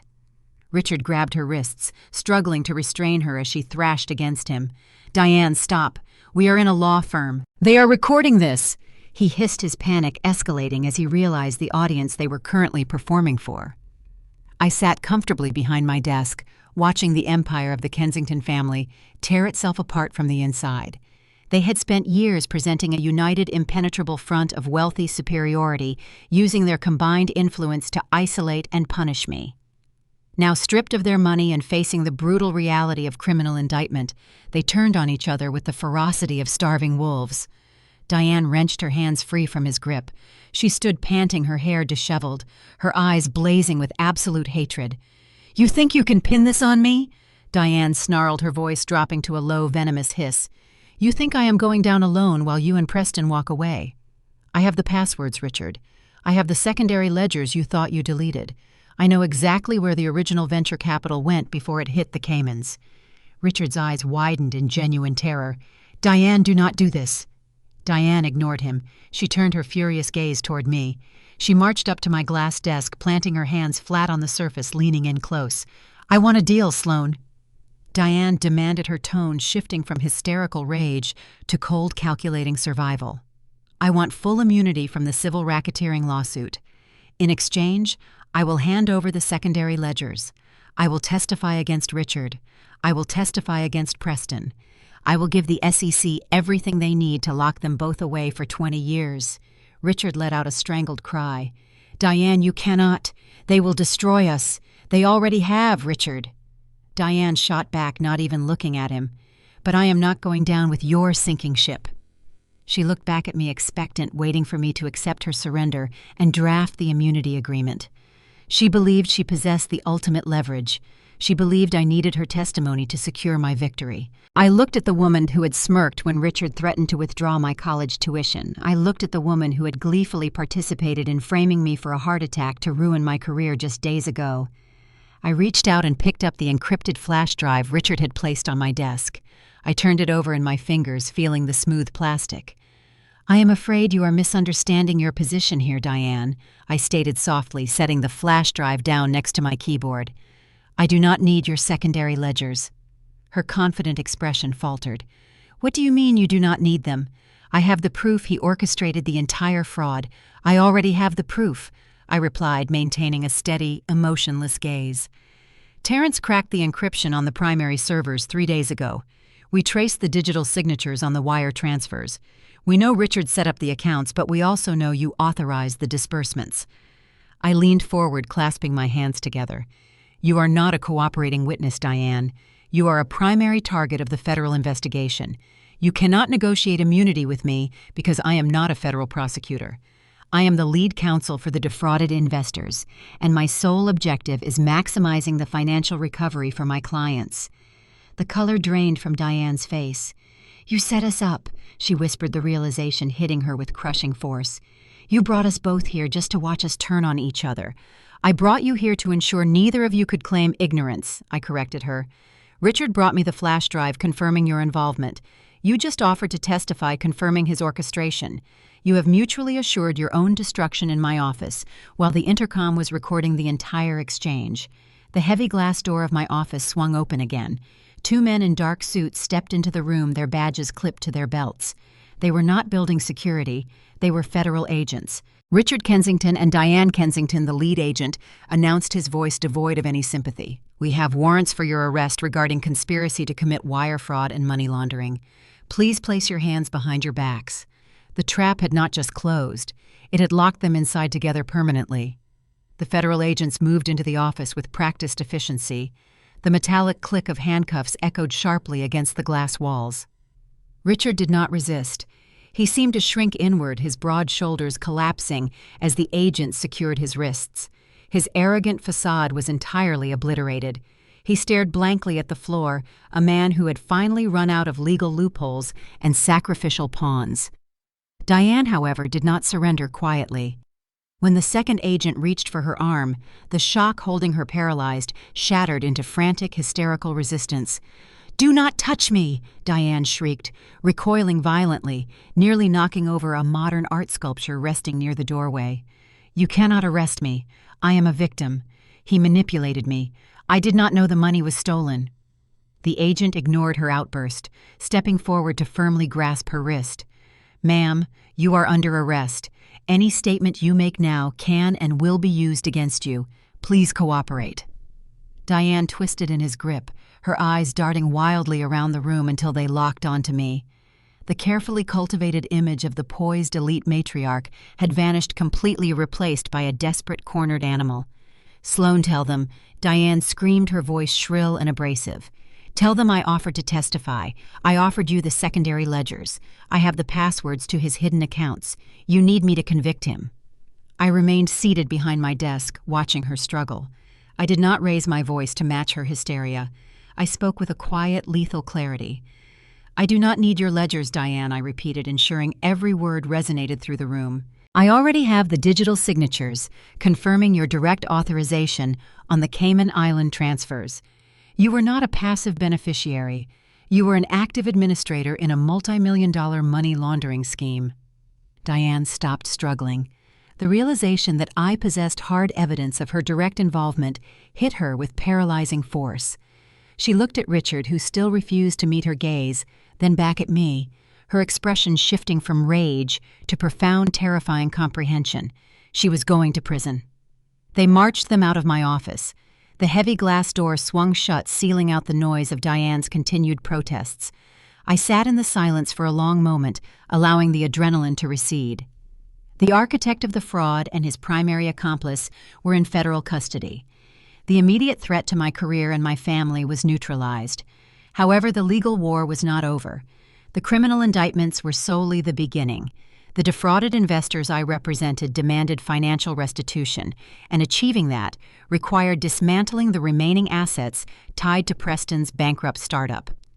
3 months later, the federal bankruptcy court convened to address the liquidation of Apex Solutions. The courtroom was packed. The gallery overflowed with angry venture capitalists, nervous vendors, and a swarm of financial journalists eager to document the collapse of the Kensington empire. I sat at the plaintiff's table, representing the coalition of defrauded investors. I wore a tailored navy suit, my demeanor strictly professional, projecting absolute control. Terrence sat in the gallery behind me, holding a thick briefcase containing the final unredacted forensic audit reports. Richard sat at the defense table. He looked gaunt, aged significantly by 3 months in federal holding. His expensive suits hung loosely on his diminished frame. He was representing himself in the civil proceedings, unable to afford elite corporate counsel after the government froze his assets pending the criminal trial. Preston sat beside him. My stepbrother looked terrified, nervously picking at his cuticles. He was currently out on bail awaiting his own criminal sentencing, but the civil trial held the power to strip away any hidden assets he might attempt to utilize after his release. The presiding judge, a stern man with zero tolerance for financial chicanery, called the hearing to order. The objective of the proceeding was to evaluate the defense's proposed restructuring plan, a desperate attempt by Richard to shield certain personal assets from liquidation by claiming they were distinct from the corporate entity. I approached the podium. I did not intend to argue legal theory. I intended to execute a financial slaughter. Your Honor. I began, my voice carrying clearly through the cavernous courtroom. The defense claims that the personal assets of Richard Kensington are entirely insulated from the liabilities of Apex Solutions. They argue that the corporate veil remains intact. We intend to prove that the corporate veil was not merely pierced, it was systematically shredded to facilitate massive personal enrichment. I signaled to the court clerk requesting permission to enter Exhibit A into evidence. The clerk approached my table, taking the thick file folder I offered and handing it up to the judge. I turned my attention to Richard. He glared at me from the defense table, his eyes filled with a desperate, impotent rage. Mr. Kensington, I stated, directing my line of questioning sharply toward the defense table. Can you confirm your primary residence is a sprawling estate located in the prestigious enclave of Short Hills, New Jersey? Richard leaned into the microphone. Objection, Your Honor, he rasped. My primary residence has no bearing on the corporate liabilities of my son's startup. Overruled, the judge stated flatly. Answer the question, Mr. Kensington. Yes, Richard muttered, his jaw clenched tight. I presented my second piece of evidence. I submit Exhibit B, Your Honor.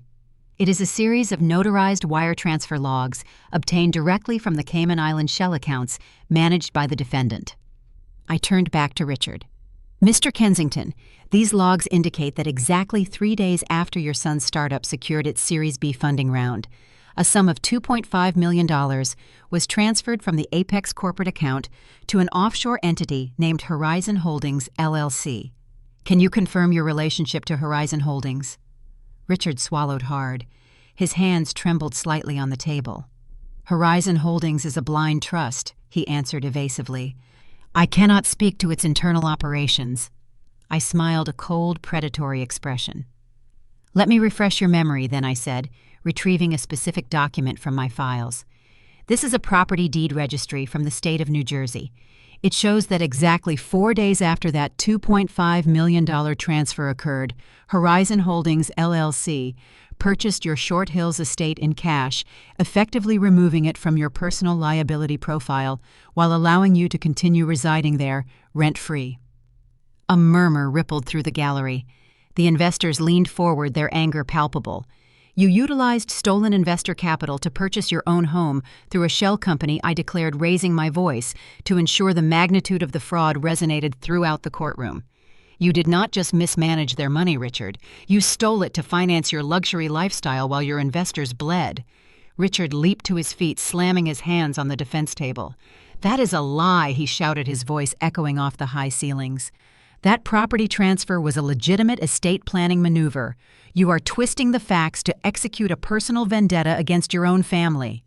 The judge slammed his gavel down hard, the sharp crack cutting off Richard's outburst. "Sit down, Mr. Kensington," the judge ordered, his tone furious. "You will maintain decorum in this courtroom, or I will hold you in contempt." Richard sank slowly back into his chair, his chest heaving, his face pale and sweating. He realized I had just linked his most valuable personal asset directly to the stolen corporate funds. The estate was no longer shielded. It was forfeit. I turned my attention to the man sitting beside him. It was time to pull the final thread and unravel the entire defense strategy. "I would like to call a witness to the stand, Your Honor," I announced. The judge nodded. "Call your witness, counselor." I looked directly at the defense table. "I call Preston Kensington." Preston flinched, his eyes darting frantically toward his father. Richard grabbed Preston's arm, whispering urgently in his ear, likely commanding him to invoke his Fifth Amendment rights. Preston slowly stood up and walked toward the witness box. He looked like a man walking to the gallows. He swore the oath and sat down, gripping the edges of the wooden enclosure. I approached the witness box. I did not raise my voice. I spoke with a quiet, lethal intensity, ensuring Preston felt the full weight of his impending perjury if he chose to lie. "Mr. Kensington," I began, "you are currently facing federal criminal charges related to the embezzlement of investor funds. You are aware that committing perjury in this civil proceeding could severely impact your pending criminal sentencing, correct?" "Yes," Preston mumbled, refusing to meet my eyes. I handed him a copy of the wire transfer logs detailing the movement of the stolen capital into the offshore accounts. "Can you explain your role in authorizing these specific transfers?" I asked. Preston stared at the logs. He looked at me, then looked across the courtroom at his father. Richard was staring back at him, his expression silently demanding absolute loyalty. Richard expected Preston to fall on his sword, to claim sole responsibility for the fraud to protect the remaining hidden assets. Preston looked back at the documents in his trembling hands. The crushing reality of a looming federal prison sentence finally outweighed his fear of his domineering father. The golden child, the son who had spent his entire life shielded from consequences, realized he was entirely alone. I did not authorize those transfers," Preston stammered, his voice breaking. A sudden tense silence fell over the courtroom. "Can you speak up, Mr. Kensington?" I prompted, sensing the imminent collapse of the defense. "I did not know what I was signing." Preston shouted, his voice echoing loudly, fueled by sudden, terrified desperation. "I did not set up the shell companies. I did not know how to route the money. My father told me to sign the authorization forms. He said it was standard tax restructuring. He said he was handling the finances." The courtroom erupted. The investors in the gallery gasped collectively. Richard shot up from his chair, his face contorted in absolute shock and fury. "Preston, shut your mouth!" Richard roared, pointing a trembling finger at his son. "You are lying! You ruined this company! He forced me to do it!" Preston screamed back from the witness box, tears streaming down his face, pointing an accusatory finger directly at his father. He controlled the accounts. He took the money to pay for the house and the cars. "I am innocent. He is the one who stole everything." The judge hammered his gavel repeatedly, demanding order, as the courtroom devolved into chaos. The carefully constructed defense strategy shattered, completely destroyed, not by my cross-examination, but by the cowardly betrayal of a son willing to sacrifice his father to save himself. The Kensington Empire was officially dead. The judge's gavel struck the sound block with the force of a gunshot, cutting through the explosive chaos that had engulfed the courtroom. "Order!" the judge roared, his face flushed with anger. "One more outburst like that, and I will clear the entire gallery and hold both the defendant and the witness in contempt of court." The murmurs from the defrauded investors died down, replaced by a tense, electrified silence. Preston sat slumped in the witness box, breathing heavily, his eyes darting frantically between the judge and his father. Richard stood frozen at the defense table, his hand still hovering in the air where he had pointed at his son. The look of absolute soul-crushing betrayal etched across his features was a masterpiece of karmic retribution. He had sacrificed everything: his career, his wife, his morality to protect Preston, only to have Preston eagerly push him into the path of an oncoming train the moment the pressure became unbearable. I remained standing near the podium, observing the wreckage with cold satisfaction. The civil trial was no longer a dispute over assets. It was an execution. I turned back to the judge. "Your Honor," I stated, my voice projecting clearly over the heavy silence given the witness's sworn testimony that Richard Kensington actively orchestrated the fraudulent transfers and controlled the illicit shell companies. The plaintiffs request an immediate ruling to pierce the corporate veil. We ask the court to authorize the complete liquidation of Richard Kensington's personal estate to satisfy the outstanding corporate debt. Richard snapped out of his stunned paralysis. He slammed his hands onto the defense table. "You cannot do that!" he shouted, his voice cracking with desperation. "That testimony is coerced. He is lying to save himself. My personal assets are protected under the LLC formation." The judge looked down at Richard, his expression devoid of any sympathy. "Mr. Kensington," the judge replied coldly, "your own son just testified under oath that you used the corporate entity as a personal slush fund to purchase a luxury estate and shelter stolen capital. The corporate veil exists to protect legitimate business operations, not to shield criminal syndicates from restitution." The judge picked up his pen and signed a document resting on his bench. "The motion is granted. The court authorizes the immediate freezing and subsequent liquidation of all personal assets held by Richard Kensington, including the Short Hills estate and any associated offshore trusts. The proceeds will be distributed to the primary creditors." A collective exhale of relief swept through the gallery. The investors had won. The financial recovery process could officially begin. Richard staggered backward, collapsing into his chair. The final pillar of his arrogant existence had been obliterated. He was not just facing federal indictment for perjury and wire fraud. He was now officially undeniably destitute. The wealth he had used to terrorize his family and manipulate his colleagues was gone, seized by the very daughter he had dismissed as irrelevant. The judge adjourned the hearing. The courtroom began to empty, the investors filing out, speaking in hushed, satisfied tones. Preston scrambled out of the witness box, keeping his head down, flanked by the federal marshals who were escorting him back to holding. He did not look at his father. He did not look at me. He just wanted to escape the immediate vicinity of his betrayal. I gathered my files, placing them neatly into my briefcase. I did not rush. I took my time, savoring the profound quiet that settled over my side of the room. I walked past the defense table on my way to the exit. Richard was still sitting there, staring blankly at the polished wood. His tailored suit looked too large for him now. He looked like an empty shell, a man hollowed out by his own hubris. I paused, standing a few feet away from him. "You told me once that reputation takes 20 years to build and 5 minutes to destroy," I said quietly, ensuring only he could hear me. "You were wrong, Richard. It only takes one deposition, provided you give the witness enough rope to hang himself." He slowly lifted his head. His eyes were red-rimmed and hollow. He looked at me not with anger, but with a pathetic, desperate pleading. "Sloane, please," Richard rasped, his voice trembling.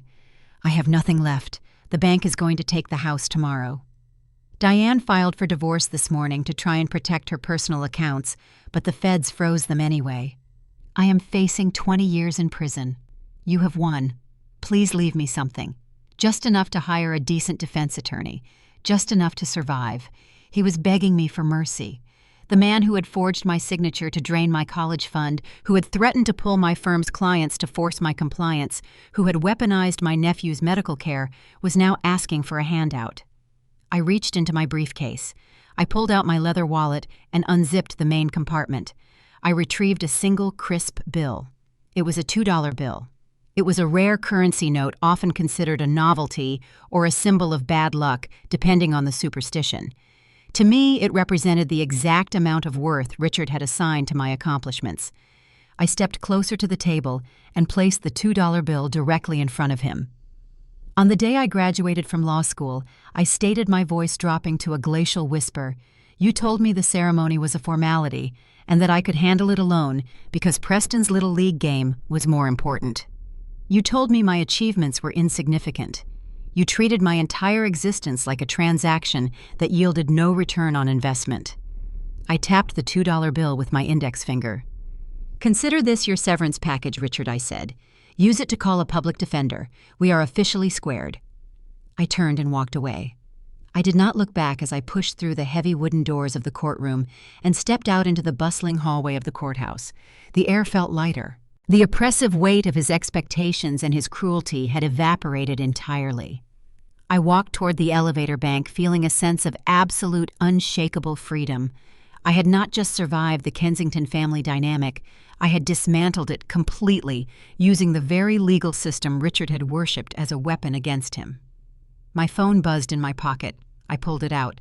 The caller ID displayed the name Gregory Sterling, the managing partner of my firm. I answered the call as the elevator doors slid open. Sloane Gregory's voice came through the speaker, sounding urgent and profoundly respectful. "We just received the news regarding the civil ruling.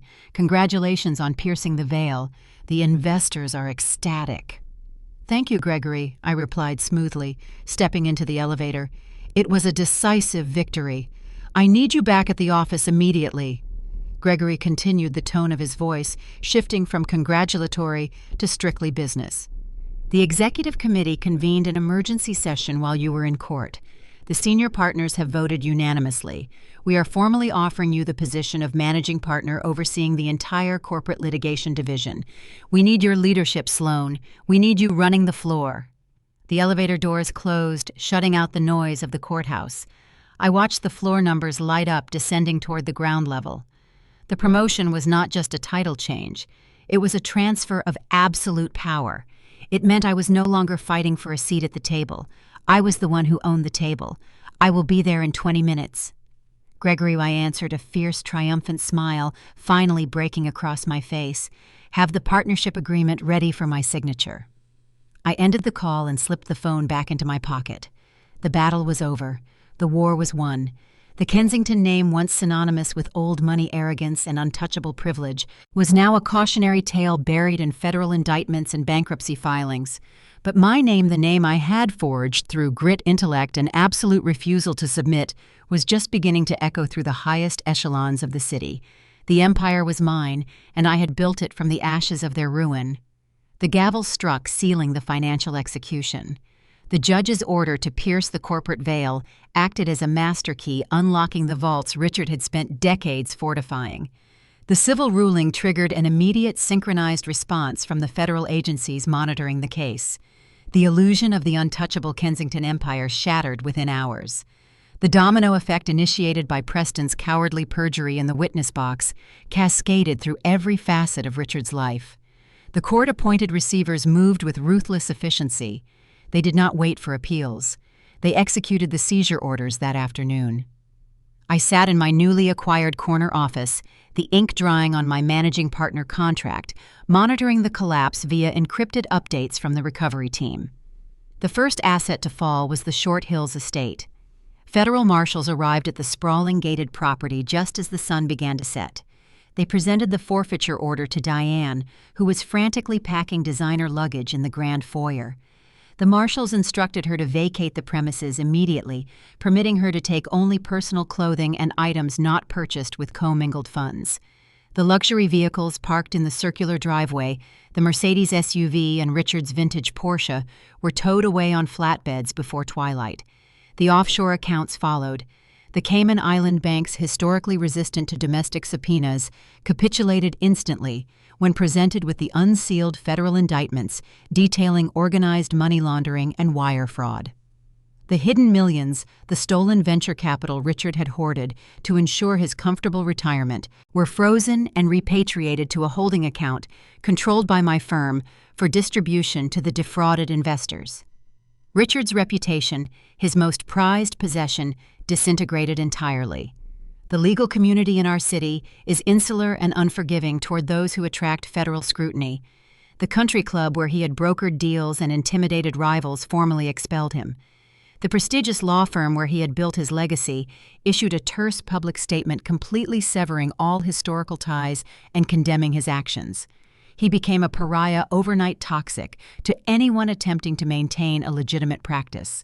The family unit he had constructed to replace me fractured instantly under the pressure of impending incarceration. Diane did not stand by her husband. Driven by a desperate, panicked instinct for self-preservation, she filed for divorce the very next morning, citing irreconcilable differences and citing Richard's criminal activities as grounds for an expedited dissolution. She naively believed that legally separating herself from Richard would shield her remaining personal accounts from the IRS. She assumed she could salvage a fraction of her comfortable lifestyle by abandoning him to the wolves. Her strategy failed catastrophically. Terrence's forensic audit had been exhaustive. He had documented Diane's digital signatures authorizing the initial offshore transfers. The IRS Criminal Investigation Division moved swiftly, rejecting her plea of ignorance. They froze her separate bank accounts, seized her safety deposit boxes, and placed a lien on the small boutique she owned. Diane walked out of her divorce attorney's office with a frozen debit card and a looming federal indictment of her own. She traded a failing marriage for a dedicated prosecutor. Preston's fate was finalized 2 weeks later in federal court. Without his father's money to purchase high-powered defense counsel, and with his own sworn testimony acting as a confession to embezzlement, his public defender advised him to accept a plea agreement. The judge, noting the scale of the fraud and the blatant misuse of investor funds to finance a luxury lifestyle, was merciless. Preston was sentenced to 7 years in a medium-security federal penitentiary.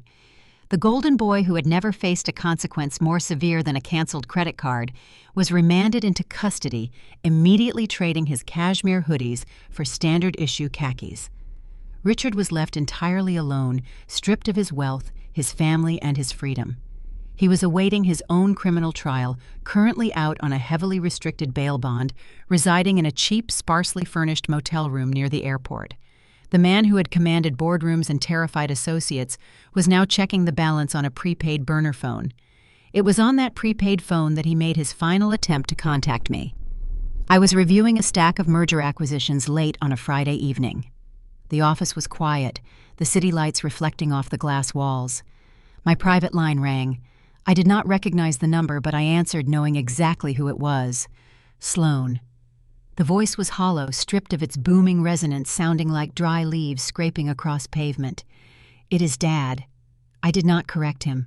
I let the silence hang, forcing him to endure the discomfort of the connection he initiated. "I know you have no reason to speak to me," Richard continued, his voice wavering, devoid of any demands or threats.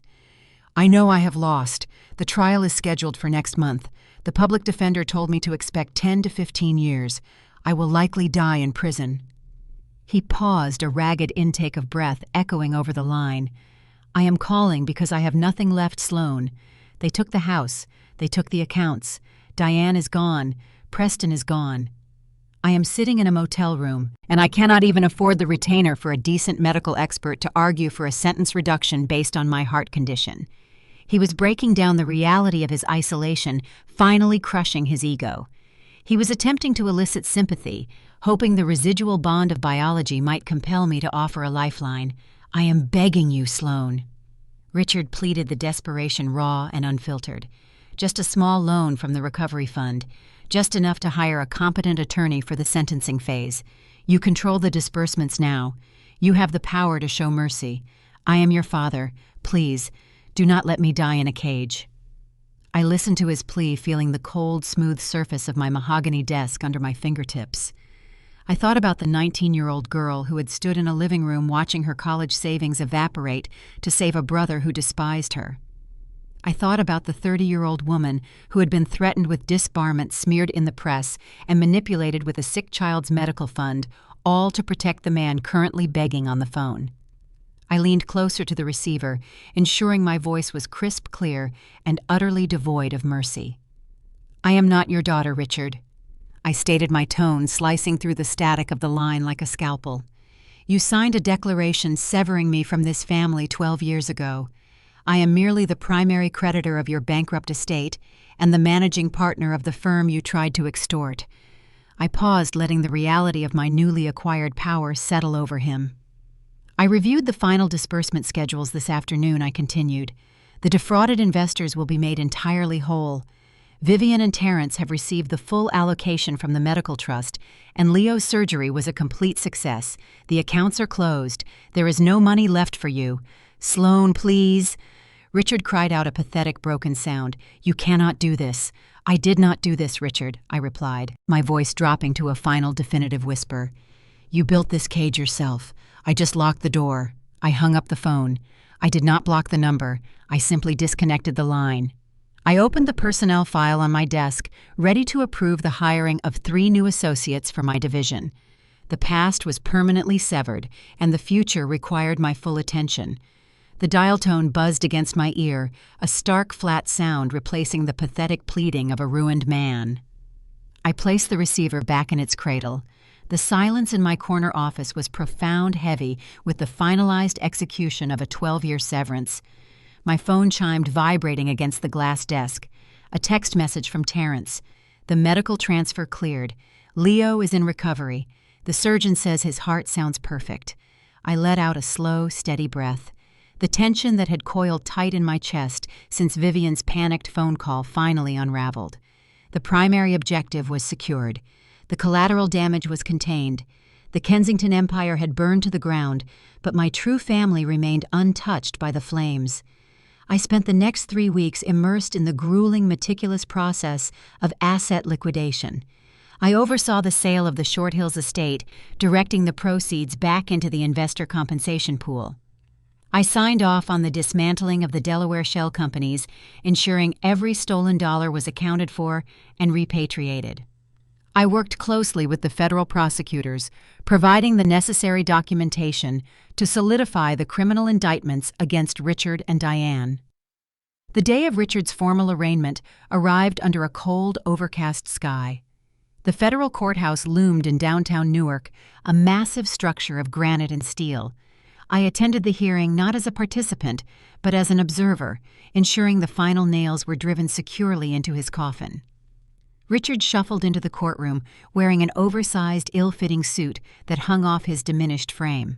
He looked exhausted, his hair graying rapidly, his posture stooped. He stood before the federal judge and entered a plea of not guilty, a desperate, futile gesture that everyone in the room knew would simply prolong his inevitable conviction. The judge set bail at a figure he could not possibly meet, remanding him back into federal custody. The proceedings concluded swiftly. I gathered my coat and briefcase, preparing to leave. As I exited the heavy oak doors of the courtroom, an older man in a cheap, rumpled suit intercepted me in the hallway. It was Richard's court-appointed public defender. Miss Kensington, the attorney, said, his tone hesitant. "Your father requested a brief moment of your time. He asked if you would meet him in the secure transport loading bay before they transfer him back to holding." I considered refusing. I owed him nothing. The conversation was over. But a cold, final instinct compelled me to agree. I needed to witness the absolute totality of his defeat, to ensure the ghost of his authority was permanently exorcised from my life. I took the service elevator down to the subterranean parking garage, a cavernous concrete space echoing with the hum of idling transport vans. Federal marshals stood nearby, watchful, but giving us a wide berth. Richard stood near the rear doors of a white transport van, his wrists shackled in heavy steel chains secured to a belly chain. He looked small, fragile, a stark contrast to the imposing patriarch who had dictated my childhood. He raised his head as I approached, his eyes red-rimmed and desperate. Sloane Richard rasped, his voice bouncing off the concrete walls. "You came." I stopped 10 feet away, maintaining a sterile, calculated distance. "Make it quick, Richard. My driver is waiting." He swallowed hard, his shackled hands trembling against his waist. "I am not asking for the 2 million. He began, his tone a pathetic, whining plea. "I know that money is gone. I know the estate is gone. I am asking for a fraction. Just a small, unrecorded stipend from your personal commission on the recovery. Just enough to secure a decent apartment when I am released, assuming I survive the sentence." He was still trying to negotiate, still searching for an angle, a hidden pocket of capital he could exploit. "I have nothing, Sloane," he whispered, tears pooling in the corners of his eyes. Diane took the last of the cash before her accounts froze. "Preston will not even look at me during visiting hours. You are all I have left. Despite everything, I am the man who gave you life. We share blood. You cannot leave me with absolutely nothing." I stared at him, examining the face of the man who had stolen my college fund, orchestrated a smear campaign to ruin my career, and used a sick child's life as collateral in a blackmail scheme. He invoked blood only when his bank accounts were empty. He claimed fatherhood only when he required a bailout. I unclasped my leather briefcase. I reached inside and retrieved a slim, elegant wallet. I unzipped the main compartment and pulled out a single, crisp piece of currency. It was a $2 bill. I stepped forward, closing the distance between us. I held the bill out, the green ink stark against the gray concrete of the parking garage. "Do you remember this?" I asked, my voice dropping to a low, lethal murmur. Richard blinked, confused, his eyes darting from my face to the money in my hand. "It is $2, he muttered, uncomprehending. "You gave this to me on the day I graduated from law school." I stated my words precise and unyielding. "You missed the ceremony because Preston had a baseball game. You met me in the hallway of our house later that evening, handed me this exact bill, and told me that graduation was just a formality. You said my accomplishments were insignificant, a mere footnote, compared to your golden son's potential." I stepped closer, until I was mere inches from him, forcing him to look at the physical manifestation of his cruelty. "You told me I had to learn to handle things on my own." I continued my gaze, locking onto his terrified eyes. "You told me my worth was exactly $2. I took his trembling, shackled hand and pressed the bill firmly into his palm. "Consider your debt paid in full, Richard," I said, stepping back, severing the connection permanently. "This is your severance package. Use it to buy a cup of coffee from the prison commissary. We are officially squared." I turned my back on him. I did not wait for a response. I walked toward the sleek black town car waiting for me near the exit ramp. The driver opened the door, offering a respectful nod. Sloane Richard screamed, his voice echoing frantically through the concrete garage, raw with terror and absolute devastation. "Sloane, wait. You cannot leave me here. I am your father." I slid into the plush leather seat of the town car. The driver shut the door, instantly silencing Richard's frantic cries. The heavy tinted glass separated me from the wreckage. I leaned back, feeling the quiet hum of the engine as the car pulled out of the loading bay, accelerating up the ramp and merging smoothly into the bright, bustling traffic of the city. The darkness of the garage and the man chained within it faded rapidly in the rearview mirror until it disappeared completely. The gravel crunched beneath the tires of my car as I steered into the sprawling circular driveway of the Short Hills estate. The morning air carried a crisp chill, carrying away the last remnants of the summer heat. The towering oak trees cast long, shifting shadows across the manicured lawn. The brick facade of the mansion loomed ahead, looking exactly as imposing as it had during my childhood. Yet the energy radiating from the property had irrevocably shifted. A large wooden sign stood staked deep into the front grass. The word "Sold" was printed across the center in bright, undeniable red lettering. I parked my vehicle and stepped out onto the cobblestone walkway. Terrence and Vivian were already waiting by the grand entrance. The contrast between the setting and the people standing before me painted a picture of poetic justice. Richard had spent years barring Terrence from this property, treating my brother-in-law with thinly veiled disdain, viewing him as an unworthy addition to his elite bloodline. Now Terrence stood on the front steps, holding a heavy ring of brass keys. He wore a simple gray sweater and jeans, looking entirely relaxed, surveying the estate with the calm satisfaction of a conquering general. A flash of movement caught my eye. Leo darted around the side of the house, chasing a stray tennis ball across the sprawling green lawn. The color in his cheeks was bright and healthy. He ran with boundless, untiring energy. The specialized valve replacement surgery had been a flawless success. The medical crisis Richard had weaponized to force my submission was a fading memory replaced by the sound of a child laughing in the autumn air. Vivian walked down the steps and wrapped her arms around me. Her embrace was strong, devoid of the lingering anxiety that used to govern her every movement. She stepped back, offering a radiant, unburdened smile. "He looks perfect," I told her, watching Leo retrieve his ball and toss it into the air. "He is perfect," Vivian agreed, her eyes tracking her son. "And we owe that to you. You fought the war we could not fight." I turned my attention to Terrence. He tossed the brass keys into the air and caught them smoothly in his palm.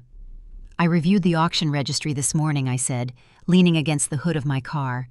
"Purchasing a seized federal asset at a government liquidation auction requires significant liquidity." Terrence offered a sharp, knowing grin. "My investment group specializes in acquiring distressed properties. When the IRS put the estate on the auction block to cover your father's tax liabilities, I utilized our primary acquisition fund to submit the winning bid. I bought it for pennies on the dollar." The irony was exquisite. Richard had spent decades hoarding his wealth, terrified of losing his status, only to have his prized sanctuary purchased at a steep discount by the very man he deemed inferior. "Are you planning to move in?" I asked, looking up at the towering brick columns. Terrence shook his head, his grin widening. "Not a chance. We are tearing it down. We submitted the permits yesterday. We are demolishing the main house and subdividing the acreage to build a high-end residential community. The Kensington estate will be erased from the map by next spring. It was the ultimate erasure. The legacy Richard had tried to protect through fraud and manipulation would be reduced to dust and timber paved over to make room for something new." Vivian unlocked the heavy front doors, inviting me inside for a final walkthrough before the demolition crews arrived. The interior of the mansion stood hollow and quiet. The federal marshals had stripped the house of all valuables during the asset forfeiture phase. The Persian rugs, the crystal chandeliers, the imported antique furniture, everything had been seized and liquidated to compensate the defrauded investors. Bare wooden floors echoed beneath our footsteps. Faded squares on the wallpaper marked the spots where expensive oil paintings used to hang. We walked through the grand dining room, the very room where Richard used to hold court, issuing his demands and dispensing his conditional affection. The silence in the empty space was profound. It no longer felt like a fortress of judgment. It was merely an empty room in a defunct building. I wandered into the wood-paneled study, the epicenter of Richard's illicit operations. The heavy mahogany desk where he had signed the forged loan documents was gone. The safe that once held the offshore account ledgers had been ripped from the wall, leaving a gaping, jagged hole in the plaster. I stood in the center of the room, feeling the final lingering remnants of my childhood anxiety evaporate into the stale air. The monster who used to occupy this room was currently sitting in a concrete cell, trading his tailored suits for a federal inmate number. My cell phone vibrated in the pocket of my blazer, breaking the silence. I retrieved the device. The caller ID displayed the dedicated line for the executive boardroom of my law firm. I stepped away from the study, walking back into the sunlit foyer to answer the call. "Miss Kensington," a voice spoke through the speaker. It was William Vance, the senior chairman of the executive board. "Good morning, William," I replied, keeping my tone measured and professional. "We just concluded the emergency executive session." William announced, the formal cadence of his voice echoing slightly over the connection. Gregory Sterling tendered his resignation this morning. The board recognized that his failure to properly vet the Apex Solutions conflict of interest nearly cost us our standing with the federal regulators. I listened, betraying no surprise. Gregory had chosen complicity over ethics when Richard pressured him. In the corporate legal arena, cowardice is an unforgivable liability. The board conducted a unanimous vote regarding the vacancy. William continued, the gravity of his words settling over the line. "Your handling of the Investor Coalition lawsuit was nothing short of masterful. You insulated the firm, recovered the stolen capital, and demonstrated a level of strategic ruthlessness that this partnership requires." He paused, ensuring I understood the weight of the offer he was about to extend. "We are officially offering you the position of managing partner," William stated. "You will assume total operational control of the corporate litigation division. You will dictate the client registry, manage the senior associates, and report only to the executive board. The corner suite on the top floor is currently being prepared for you." I looked up through the glass panels of the front door, watching Terrence and Vivian playing with Leo on the front lawn. I had entered that law firm years ago as a junior associate, fighting tooth and nail for every scrap of recognition, forced to outwork colleagues who possessed the pedigree I lacked. I had endured the relentless condescension of my father and the toxic sabotage of my own family. "I am accepting the position, William," I answered, my voice ringing with cool, unwavering authority. "Have the finalized contracts waiting on my desk by 2 o'clock this afternoon. I will begin the restructuring process immediately." I ended the call and slipped the phone back into my pocket. I stepped out of the empty mansion, leaving the heavy oak doors wide open behind me. I walked down the stone steps, feeling the crisp autumn breeze catch the edges of my blazer. I stood on the gravel driveway, looking directly ahead, acknowledging the journey that had brought me to this exact coordinate in time. I had not just survived a toxic family dynamic. I had diagnosed the infection, isolated the rot, and executed a flawless surgical removal. I had protected the people who truly mattered and dismantled the predators who masqueraded as kin. Unfair favoritism does not create successful children. It creates weak, dependent cowards who shatter the moment the world demands accountability. The golden boys eventually rust, and the architects of fraud inevitably bury themselves under the weight of their own lies. If you are currently sitting at a table where you are treated as an afterthought, if you are shrinking yourself to appease people who demand your compliance but refuse to offer their respect, you need to understand the reality of your situation. Your bloodline is not a binding contract for perpetual abuse. You owe zero loyalty to people who view your existence as a disposable resource. When your family pushes you away from the table, do not waste a single second crying over the empty seat. Do not beg for their validation. Do not ask for their permission to exist. Gather your resources. Build your strategy in the dark. Sharpen your skills until you are an undeniable, unstoppable force of nature. Then you buy the whole restaurant and you kick them out on the street. I stand by the floor-to-ceiling windows of my new executive suite, tracing the rim of my coffee cup. The city stretches out below me, a sprawling grid of glass, steel, and moving capital. A solid brass plaque rests on the heavy oak door behind me. It bears my name devoid of any familial prefix, followed by the title Managing Partner. The wreckage of the Kensington legacy is a closed file buried under federal indictments, seized assets, and shattered egos. Looking back at the battlefield, watching the man who raised me trade his tailored suits for a public defender, I realized that surviving a toxic bloodline requires a fundamental rewiring of how you perceive power. If you are navigating your own war against the people who were supposed to protect you, carry these 3 lessons with you. First, understand the lethal currency of silence. When dealing with manipulators, your emotional reaction is their oxygen. They provoke you to map your defenses, hoping you will argue, justify, or break down. Deny them that data. Do not explain your boundaries. Do not telegraph your moves. Gather your ledgers, secure your allies, and let your enemies mistake your stillness for submission.